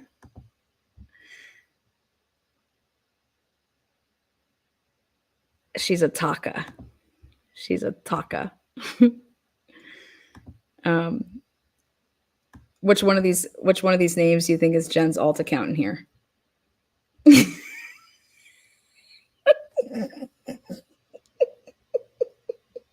Jen.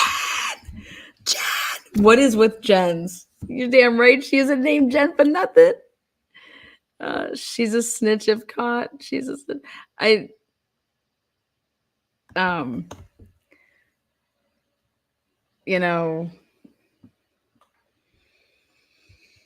Ooh. I think just Jen deserves her day in court. And if she's guilty, she's guilty. If she's not, she's not. I think that everything that I've been showing here, though, if she was not guilty, don't you think you'd be hitting me up and being like, holy shit, girl, I didn't do it. And I'll give you whatever you want. But like, you're damn right now. But she can't say that because she's the one that's saying that she was on the phone with him all the way until 7:26. She roped herself in to keep Brian alive all the way until then. Meanwhile, like he wasn't, she can't go and say, oh my God, it is Eldora. Oh my God, it is Eldora. And I'm like, she'd have to say, I was so scared. They got on the phone and they told me that I better call and do this. Otherwise, they're coming to kill me. Like, that's her only way out. And then it's going to be like, okay, do you believe that?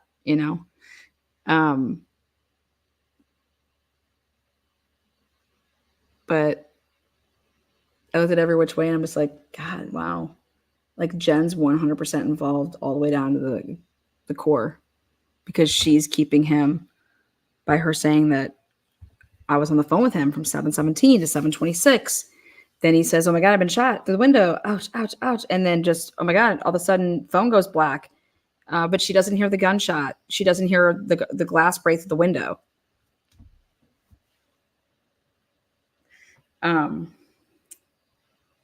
So, I mean, this goes right up next to like Ellen Greenberg for me right now, and just how fucking ridiculous. Like, because I'm going to start talking about that case to sit here and say that she stabbed herself 20 times. But guess what? That dude, Sam, he changed his clothes. And that's what I'm going to start talking about.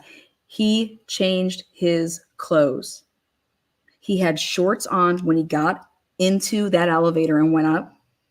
And when the EMTs got there, in one of the reports said that Sam had sweatpants on. Take that, cash it. I saw that door. I'm gonna show you guys some of these photos. They're making it's just wild. Right? You proved so much in this case, more than I ever seen anywhere and on a live. I did it all on lives too. I know. There's a lot of I couldn't even tell you how many hours went into all of this. And somebody asked me, like, well, are you afraid? Like, what if Jen Drake wants to put you on the stand and cross? I was like, put me on the stand. Why would you ever put me on the stand? Like, that has to be the stupidest thing that you could ever do, is put me on the stand. Because I can prove where I got everything from. This isn't made up. This is like straight from the damn Discovery. And then I went out and got FOIA requests to literally like double down on my statements of, holy shit, that girl didn't call 911. Holy shit, that girl did not call 911 there's this 911 call doesn't exist over in Cooney County. And they buried it. They tried to bury it. I came through though. So I change my clothes several times a day. Well, not after you kick down your girlfriend's or your apartment and you see her, stabbed 20 times, and your first thought is, oh my God, she stabbed herself or she fell on a knife. Versus like, oh my God, somebody stabbed her. Like, I would never see knife wounds in a knife in somebody and think that they did that to themselves. Like, get the fuck out of here. This all started from the night of getting Ann Taylor, Idaho 4 filings. Yeah, this started in spring. Mm-hmm. You're putting this case out there and seeking justice, yet Jennifer hasn't contacted you and been supportive. That says a lot, right? That's what I would think. I would contact somebody like me and say, okay, hey, girl, you have all this stuff and you were able to connect all these dots, and these freaking detectives weren't. Like,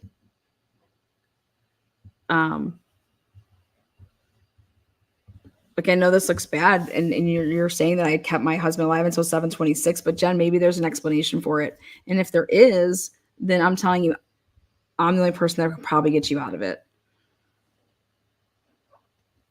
If it's true. Like, so, but I don't see it being true.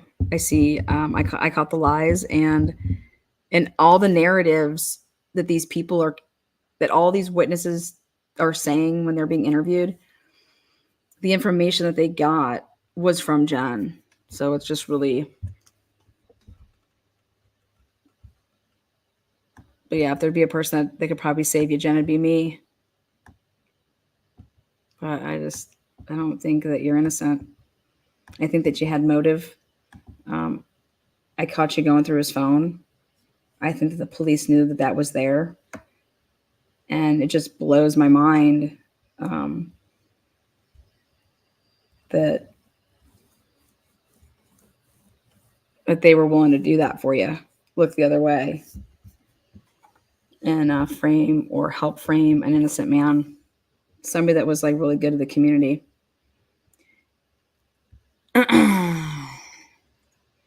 Throwing F-bombs, baby. Throwing F-bombs. All right, well. Oh, and if Eldora's daughter wants to be interviewed and talk about how she's never known Brian Drake, that's perfectly fine too. I'm curious what vehicle you own. Did you guys ever own a Explorer two-tone? Like bluish, greenish with like the tan around it?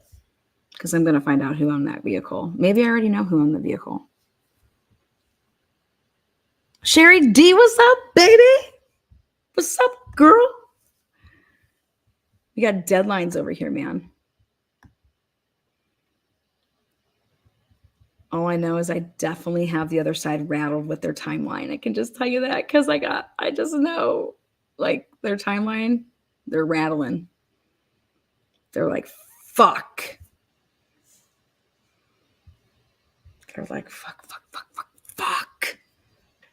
Fuck, we're representing a killer. Holy shit. We're representing a killer. I think Jennifer Drake wanted to look in her husband's eyes when this all happened. She wanted to see Satan come through them floorboards, guys. L. Smith, welcome. Renee, thank you. Thank you. Would Google numbers calls be detected in cell phones? Yes and no. Yeah.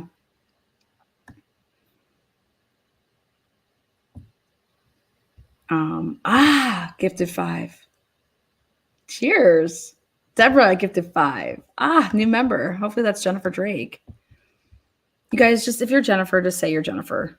Just so I can have a profile face with a Gabby Abby. This is a great show. Thank you. You know. You guys, can you believe that they're worshiping the Lord right now somewhere? Because right now in Idaho, it's only 8:51, maybe I think 8:51. They're probably jamming out with the worship team. I'm never going to look at my floorboards the same again. If you guys don't know about that, you guys got to go check out my last video. I'm almost done with my episode, whatever, was it 3 or 4? That's done like the Dateline way, but it's off the hook. Swing dance classes after that, I guess. Yeah, swinging away.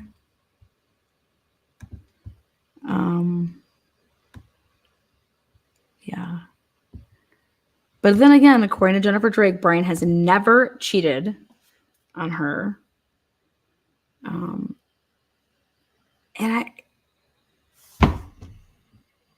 I don't know if I agree with that or I can see where you're saying that. But what I can tell you is I don't think Brian wanted to be with you anymore. I think Brian was done, Jen.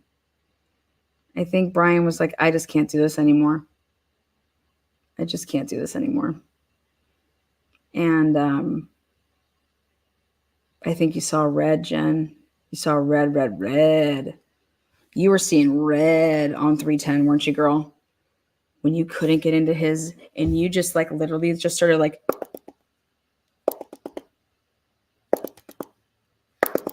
and it's just like flashing and taking pictures, and you don't even know. Did you even know, Jen? This is the first time that you learned about that on my show? Because I think that it was, Jen. Unless you had that little birdie telling you from the Boundary County Sheriff's Department who worked over there. That's the only thing I could think of. And I don't know if they had their hands in the extraction or not.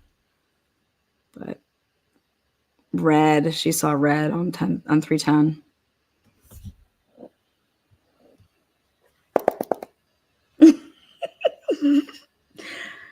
I can't get in. What is God damn it. This fucking bastard.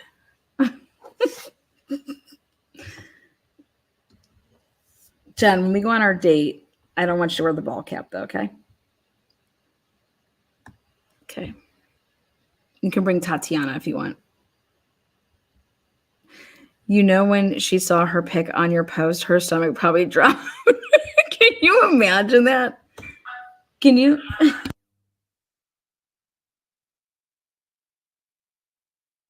Can you imagine? Do you think that she's just sitting in her house wondering when they're going to fucking come? It's one of my favorites. This is one of my favorites. Can you imagine that? Like, holy shit, when are they coming for me? Oh my God, they found me. They found out that I was breaking into Brian's phone or attempting to break into Brian's phone.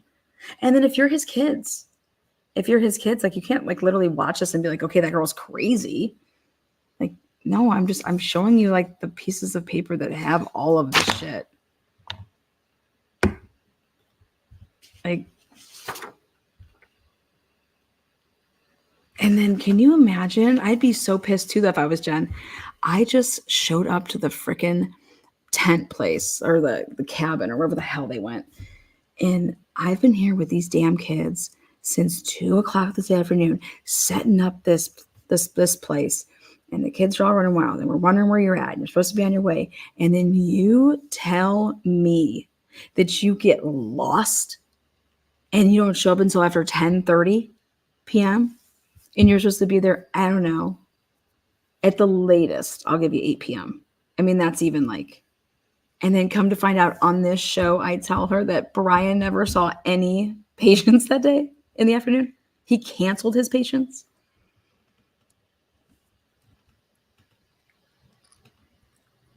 And she's probably sitting over there, yeah, that's why I fucking killed him. Yeah, welcome to my world. I'm just like,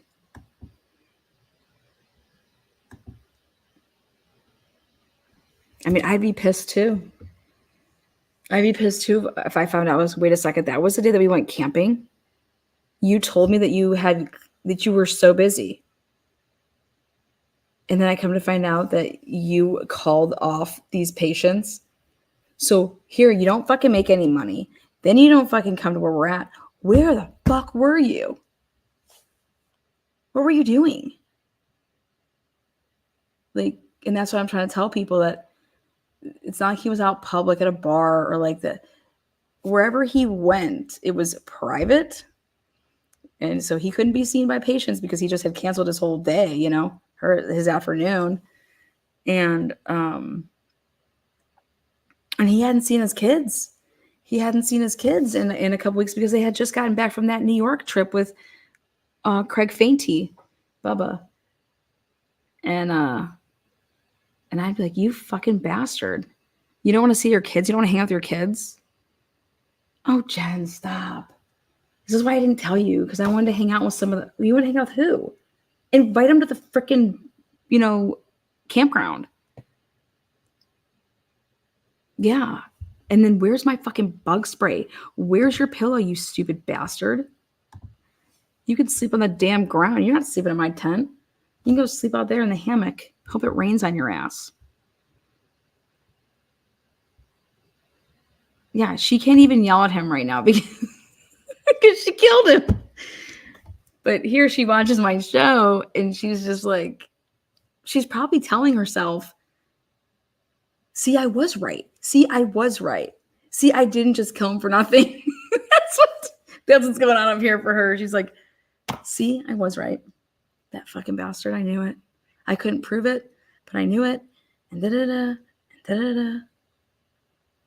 And so I'm basically just justifying her kill right now. That's how she's taking it. Your burrito is cold. It's crazy, but so true. Jen involved all the way through the floorboards, aka Satan. I love your guys' comments about this. I'm telling you, this is going to be one of the next big. I think Dateline's going to pick this up. Wouldn't you pick this up? You know what I think? I think Jen's going to raise her hand and say, I want to be in it. And I'm like, fuck, please, because you're going to make it worth watching. Like, come on, Jen. I'll even, we can do the series together. Okay. I'm not greedy. I'll split it with you. We can split it together, Jen. But you have to be part of the show. And you got to let us have a camera follow you around. All right. I mean, I don't know how Idaho women's prisons work with that, but I'm sure we can do some phone calls and I'll come there and talk to you through the glass. And yeah, I'll even Airbnb. I will keep the Airbnb going at the house to make sure you have a nest. Do you think that the life insurance company is going to sue her for that money back? How do you think that's going to work?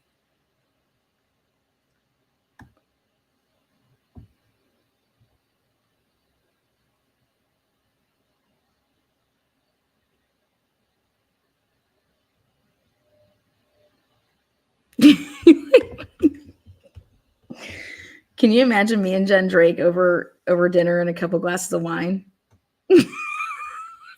I'm like, you fucking killer. I'm like, hey, you get away with it. I mean, I did my best to try to. They don't care. I mean, I guess I can just hit it and we'll call it a day. Someone's got to smack you around, Jen. If the popo ain't gonna do it, for fuck's sake.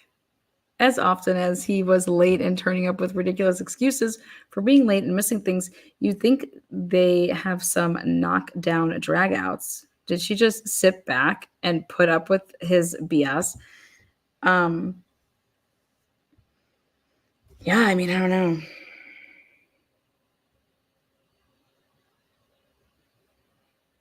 I don't even know how to answer that. I think I need to do a shot for Jen.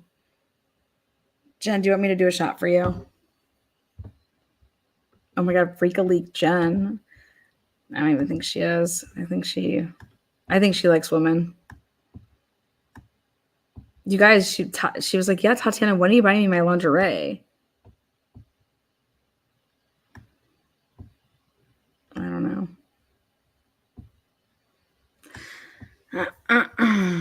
I just know all her friends are watching this. Hi, guys. We can all go out to dinner if you guys want. And,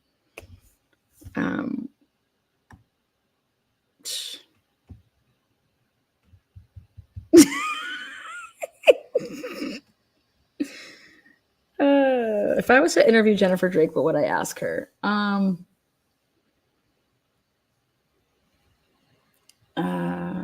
I'd first ask her about the first person she dated. I know that they died, and I would just say, I just want to get this over with. Did you have anything to do with that guy's death? Okay. Was this not your first rodeo? She'd probably smack me, and I'd say, okay, moving on. And then,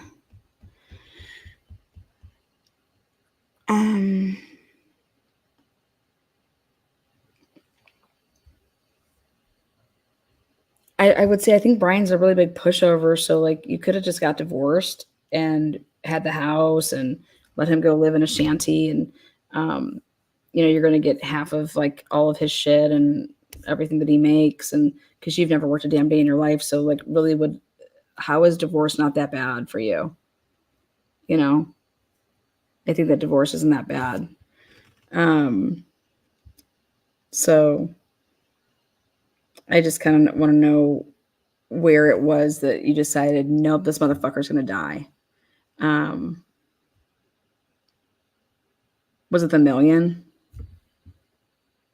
Because you really went after that pretty quick. Like, I mean, it's almost like you went after it so quick that it would look like suspicious. Did you ever think to yourself, maybe I should slow my roll a little bit? It's okay if I get the mill in 2 months. It's okay. I just got 50 grand off of a GoFundMe. So, it's, and then that's not even counting anybody that just gave you cash that didn't even go through the GoFundMe. And then you're still getting that money coming in with his back and his like foot, and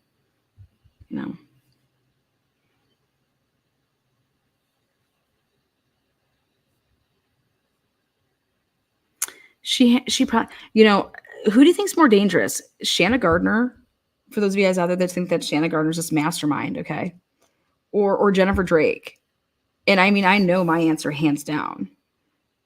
I mean, Shanna Gardner compares nowhere on any level to Jennifer Drake. Like, she can't even sniff Jennifer Drake's panties. Like, I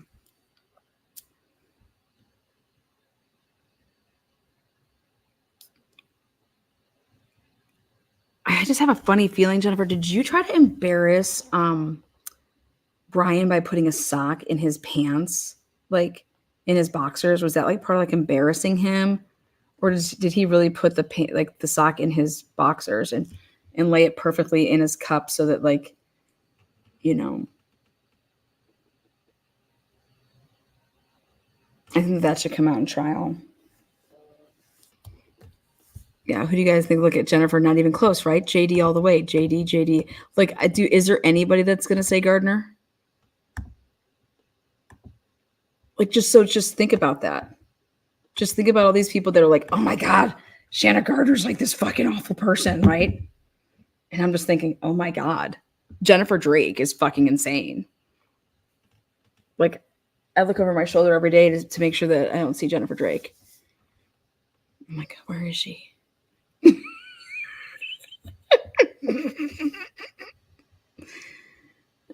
Brian had a sock in his pants when he was discovered. Yes, in his boxers, and then they took pictures of it during the autopsy, and then they never put the sock in evidence.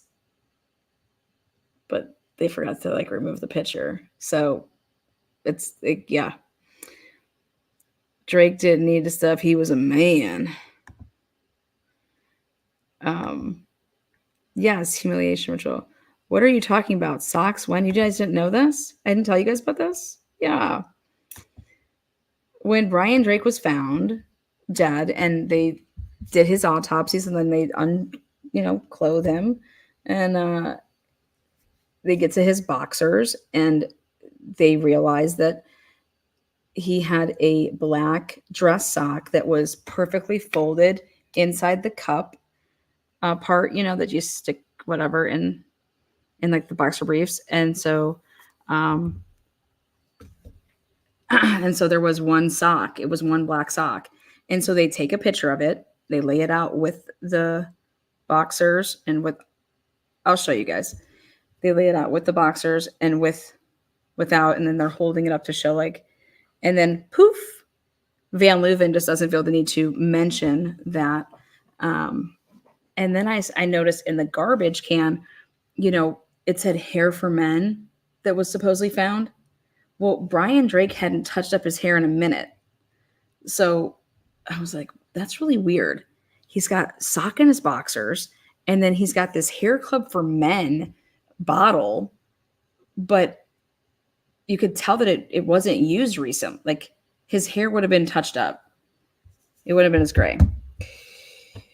And I'm just curious if the sock was used in case he is sporting wood when he's working on people and that he drips a little. And so that sock prevents like it from then getting on his pants. So then see, like, I mean, why would Brian Drake put a sock in his boxers?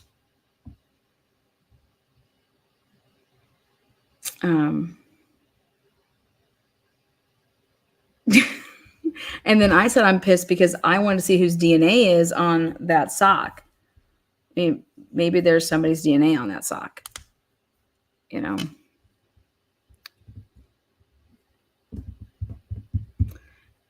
I mean, he wasn't perfect, but still. Oh, you guys,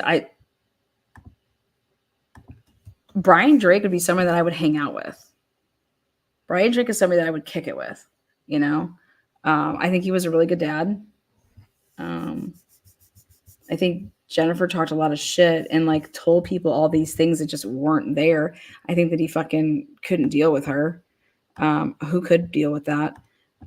He was really talented, very talented, like athletic wise, played all the instruments. I mean, he was funny. Because like when you watch all these videos and you go through all this stuff, I feel like, fuck, dude, I know Brian Drake. I feel like I know all about this guy. And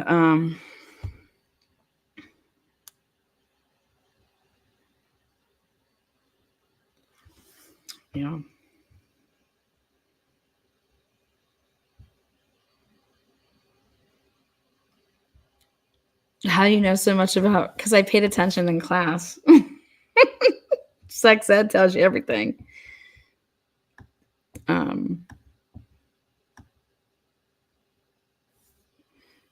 Would I do drugs with him? No, I don't do drugs. I think for the most part he was taking those steroids. I think he took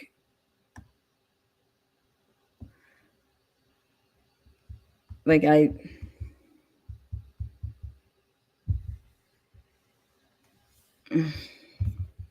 don't see him as being some burnout or something like that. He's the breadwinner of the family. He's the only one working, going out, working, getting up in the morning. I bet you that was his highlight though. Like, God, get me the fuck out of this house. I couldn't imagine after having back surgery and him just being there the whole time. She's there. He's probably just like, give me that Benadryl.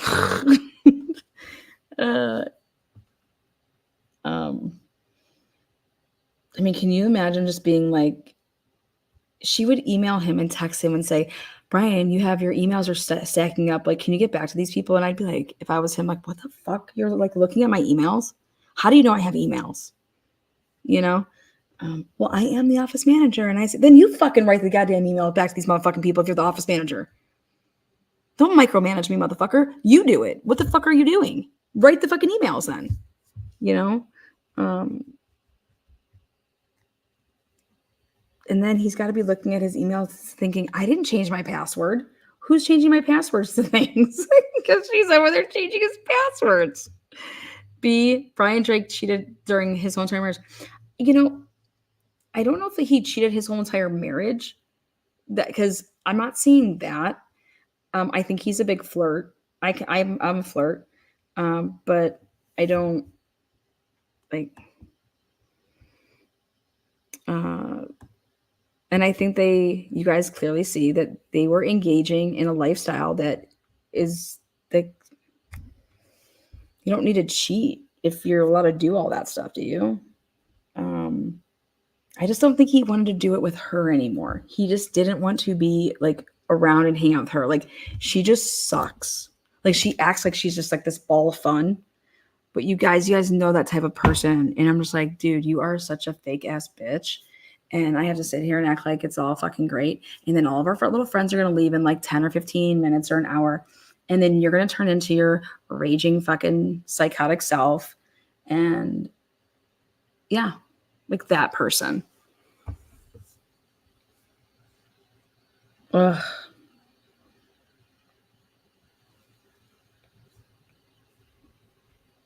Like that person that something happens and you have to blame somebody versus, okay, who the fuck cares if someone didn't take the trash out? I don't know if it was me. I don't know if it was you. Who gives a royal fuck? Really? We're going to have a conversation about who didn't take out the trash? Or we're going to get pissed about that? Like, I'm going to bed. I'm not even having this conversation. I'm not even entertaining this. You just don't care, Lana. No, I don't care about this conversation. Like, she's that person. And then you just wonder yourself, who was this like person, an hour ago that acted like everything was great in your life and our friends are all here because you put on a show. Like, you're just fake. I don't think I've ever seen such a control freak. Yeah. I just want to know what she did all day, you guys. Like, what did she do all day? What does she do now? Jennifer, what do you do now? What do you do all day? Like, what do you do? What was she doing then? Okay. Like, she had all these meetings. And I'm like, what are you meeting for? And she's like, I want to open up a storage unit place. Why? How boring. I want to manage a storage unit place because I am not managing like a Subway and have to deal with those 16-year-olds. That's what she said. Okay. Cheating is wrong, yes. Yet cheating doesn't make you a bad father. I agree. We all know one of those people, male and female. LOL. My ex-husband and I used to always do rock, paper, scissors to compromise. Can you believe that? She made on March 5th, a week before the murder, she's over here revising Brian Drake's resume. Why? Because she was trying to make it seem like the bitch bought plane tickets to go to Florida for her and Brian to go to Florida. She was scheduling stuff to make it seem like she was planning a future with her man. knowing damn well she had to do that in order for the cops to say, okay, no bitch is going to go out here, buy these plane tickets, do all this, and, helping him revise his fucking, his resume and blah, blah, blah, and da-da-da, da-da-da. Because that's what they tell you. When someone isn't planning for a future with them, that's when you have all eyes on them as like, okay, a suspect. So that bitch watched Oxygen, that she watched all these datelines. She had a list of, okay, I have to do all of these things to, show that like me and Brian are fine. And Brian tells me everything and we don't have any secrets. You don't have passwords on our phones.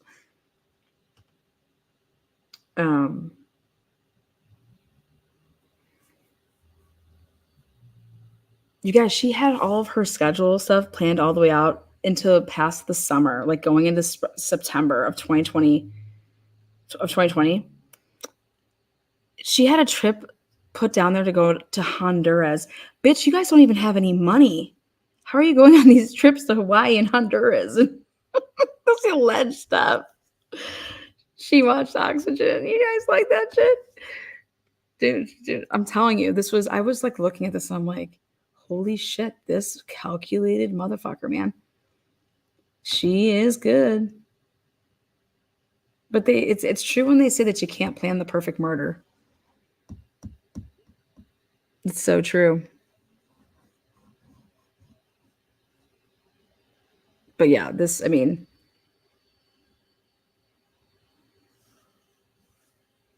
you know to this day, nobody knows where the $1 million went? Where's the $1 million? Jennifer Drake says she doesn't even know. She gave it to like her investment guy or something. You don't have an investment guy. There's nothing to invest. You guys don't have investments. Okay. She had accounts that. All right. I'm going to stop right there. I've been rewatching Dexter. He knows the perfect murder. Diddler Drake off diddling instead of camping. I don't even know if he was off diddling. Like, I don't know. I mean, he could have been. But you guys, he could have been diddling. Okay, think about this. And still made it to see her and those kids by 6 because he canceled his whole afternoon. So he could have said, hey, and I think the reason he waited last minute to cancel his afternoon is because whoever he was meeting up with maybe said, okay, fine, we can meet up. And so it was like one of those things like, okay, I don't want to cancel my patients. I don't know if I'm going to be doing this with this person, blah, blah, blah. That's kind of what I see. Because he wasn't pulling the trigger with a couple people until like last minute. There was other times that I think that he was drinking and he started drinking at lunchtime and he just said, fuck it. I'm just going to cancel the rest of my day. And he was probably just drinking with himself.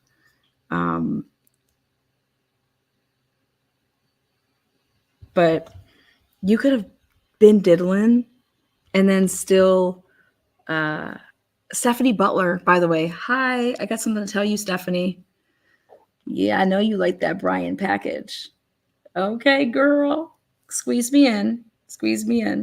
Stephanie Butler, we'll talk about your little antics down the road here. You little hussy. You are a Jennifer Drake 2.0. She's probably watching this like, oh my God, I do the same thing that Jennifer does. Wow, we're just so much alike. Thank God you didn't commit murder, though, buddy.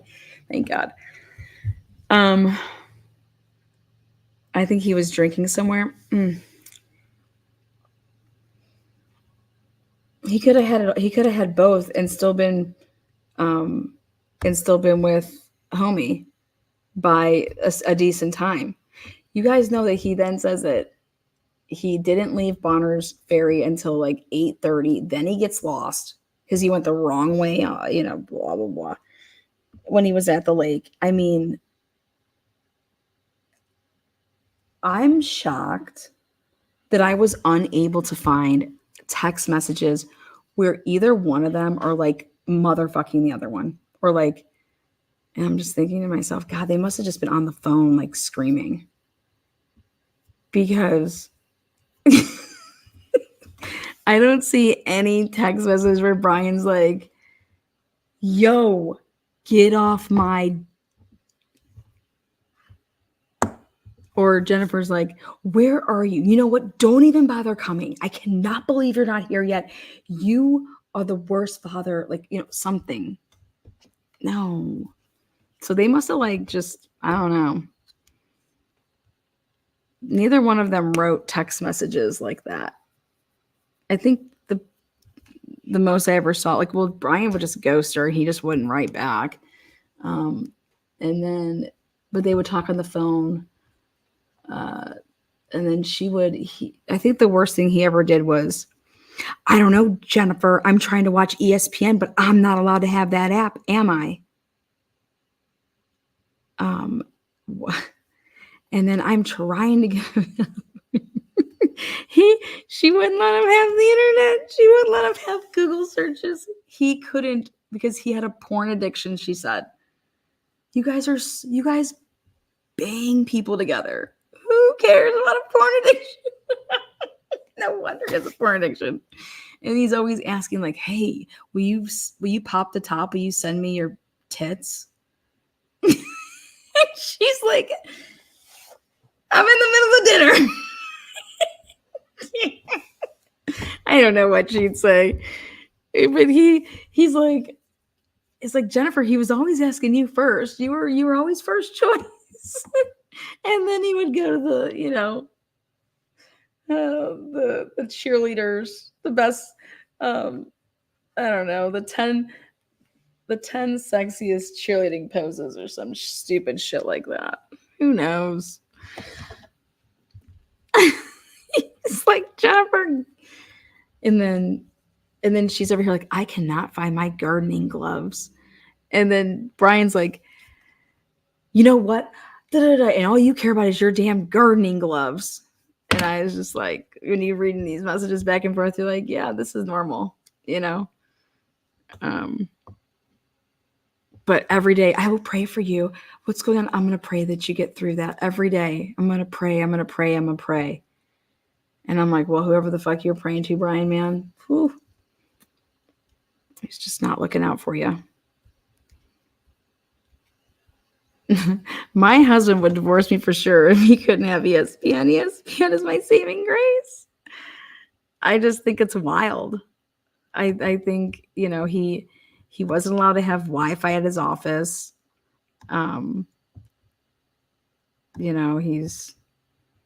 He has a bad back, but yet he's sleeping on this janky ass pull-out couch where all of his patients sit on throughout the day. Like, and then he's got to put it back together, and that's where all the patients go back and sit while they're waiting. You guys, can you imagine if you went to your doctor and you realized that, wait, they sleep in here? Isn't that weird? I think that's just weird. Yeah, I think that's normal. I can't imagine.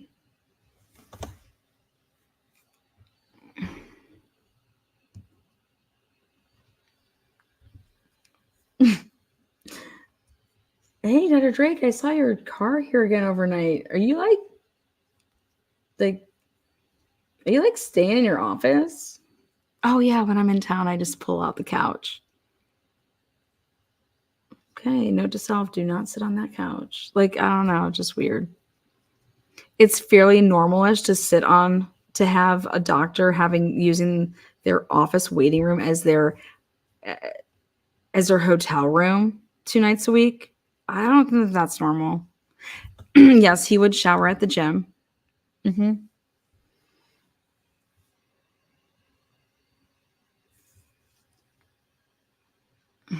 Very strange.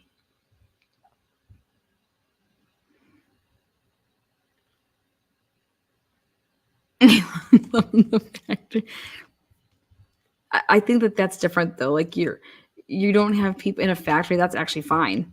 I'm talking about you are a doctor and your patients come in and the same couch that you use as your bed, they sit on.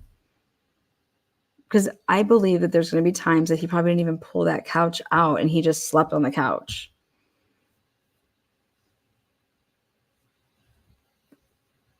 I feel bad for him, man.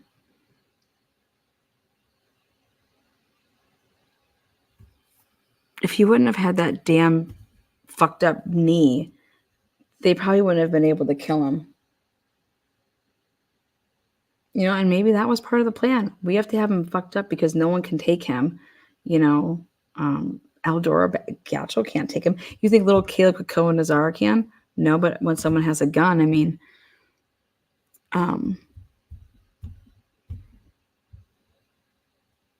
God, what an awful thing to see that face before I would die. And, you know, Jen's probably just like, she's got to be in control of everything. There's just no way that she wasn't there. And Jen's probably listening to this like, girl, you are so wrong. This is how I did it. Jen just text me. You want me to text you first?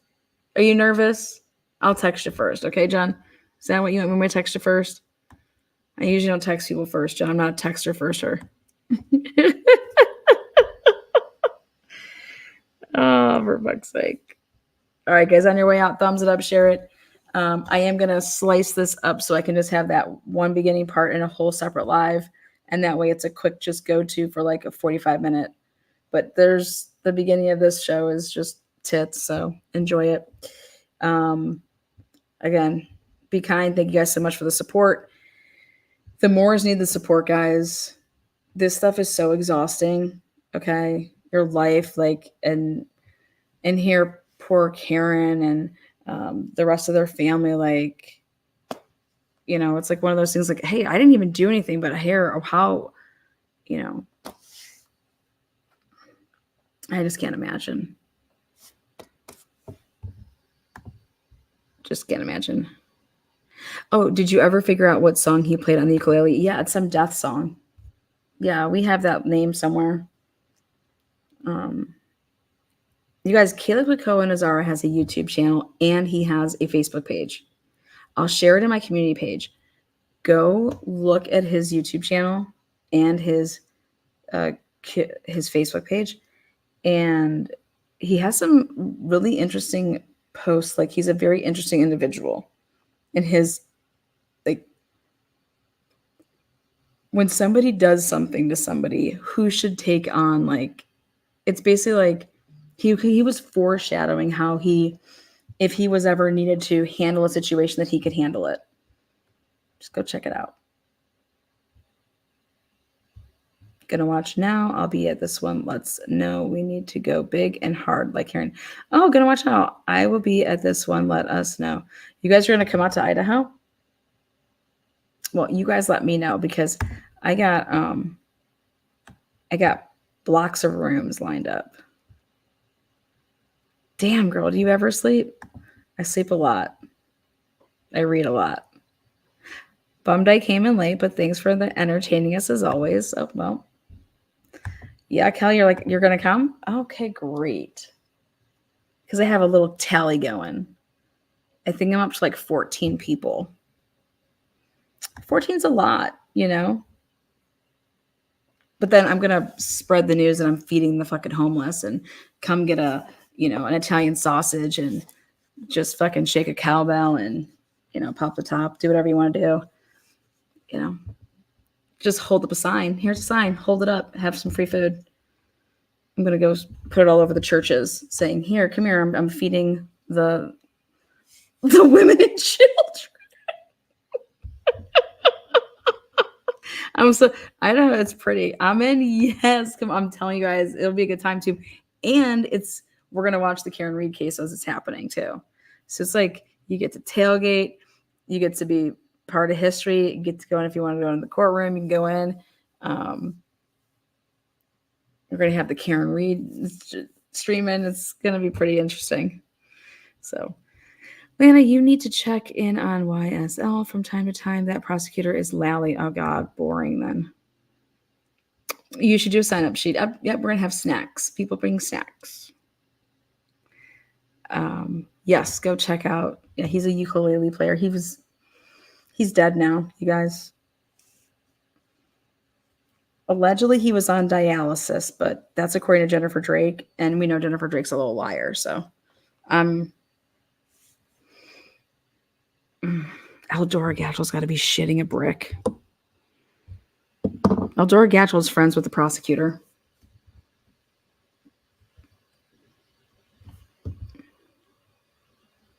I think we should all wear socks on our dicks. What, Leanna? I will start walking now. That's easy walk.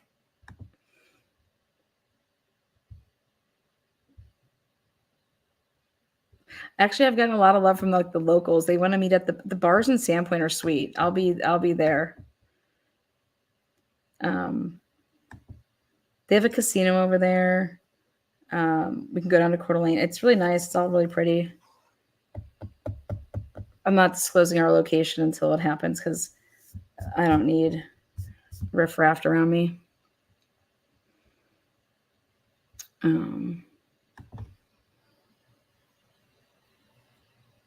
I told the Moors they need to do a meetup. They need to do a meet and greet with all their fans. They said, what fans? I said, oh, trust me, I think you're going to have some fans.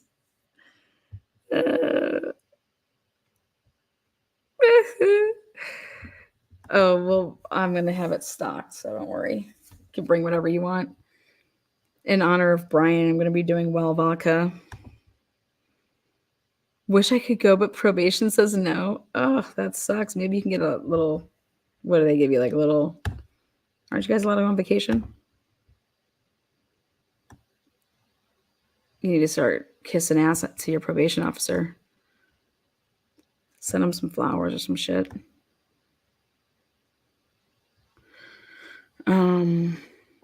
Oh, and if you're truly going to come, it's in January and you want to fly into Spokane. And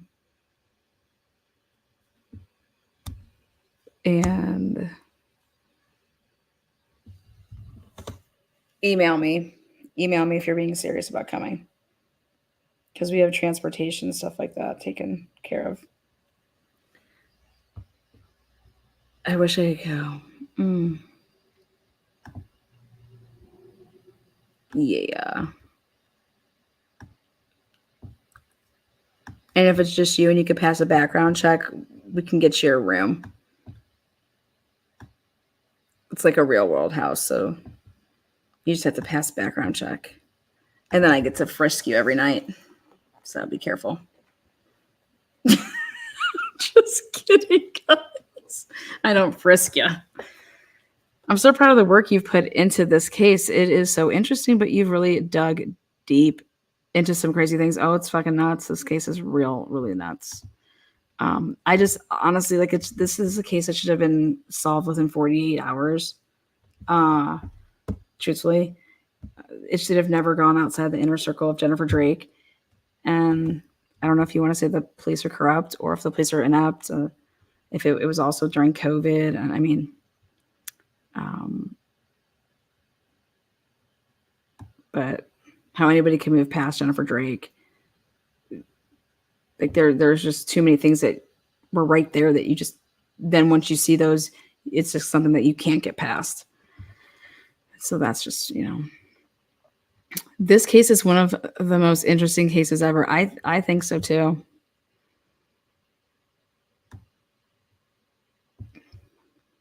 Background check him out. You guys have to pass a background check if you want to go to the sex clubs, okay? So, fuck, I'm going to Jacksonville. I'm going to go see Shanna Gardner. I'm going to dap her. And then I'm going to ask Mario Saldana if he's going to the Swingers Club.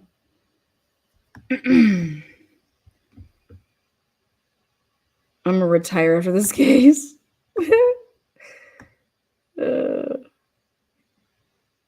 Tell you that case is going to be off the hook. In Idaho 4 is going to be just absolutely wild, but that Shanna Gardner case is going to be woo-wee. It's going to be really intense. A lot of liars over there. Free Dr. Dan Moore. Yes, start hashtagging that.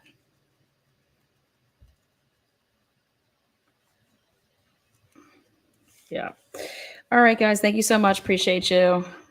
Get some rest. We'll tomorrow morning. I'm going over the Turtle Boy letter, and Judge Kites, because then they ended up having some more. So some of that Shannon Gardner stuff I want to put back up there. What are the dates? It's 8 consecutive days for this case. And it starts January, I think it's 25th to the February 2nd or something like that. Count 8 days from January 5th. And the best or airport to fly into is Spokane. Yeah.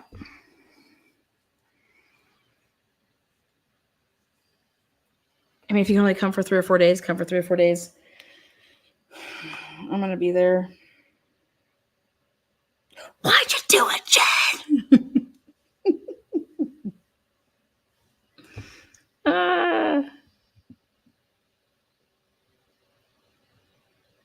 Yes, I have found.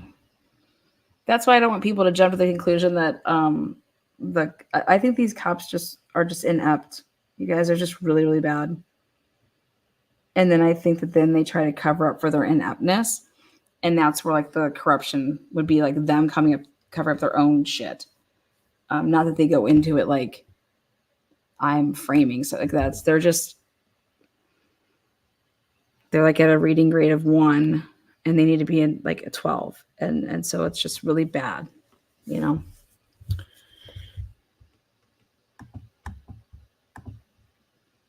Yeah. And if Gonzaga is playing basketball, I'm going to try to go to a game. I'm going to go see the Zags play. I was a big Zags fan growing up. No sex clubs. What's the point? What are you talking about? We're going to sex clubs. Fuck. I'll email you. Thanks. Great show. You do everything well. But this case, you do extremely well. Oh. Yeah, it's because I have the material. Yeah, so if you have a discovery out there and you feel like you got fucked and you need to find something, if I have time, I can look at it. I've been really, really busy, though. I feel bad. Somebody had sent me something and I really wanted to go through their file. I had so much crap to do. So, all right, guys, take care. Sweet love, Gonzaga. Peace out. Bye. Jennifer. Just tell the truth.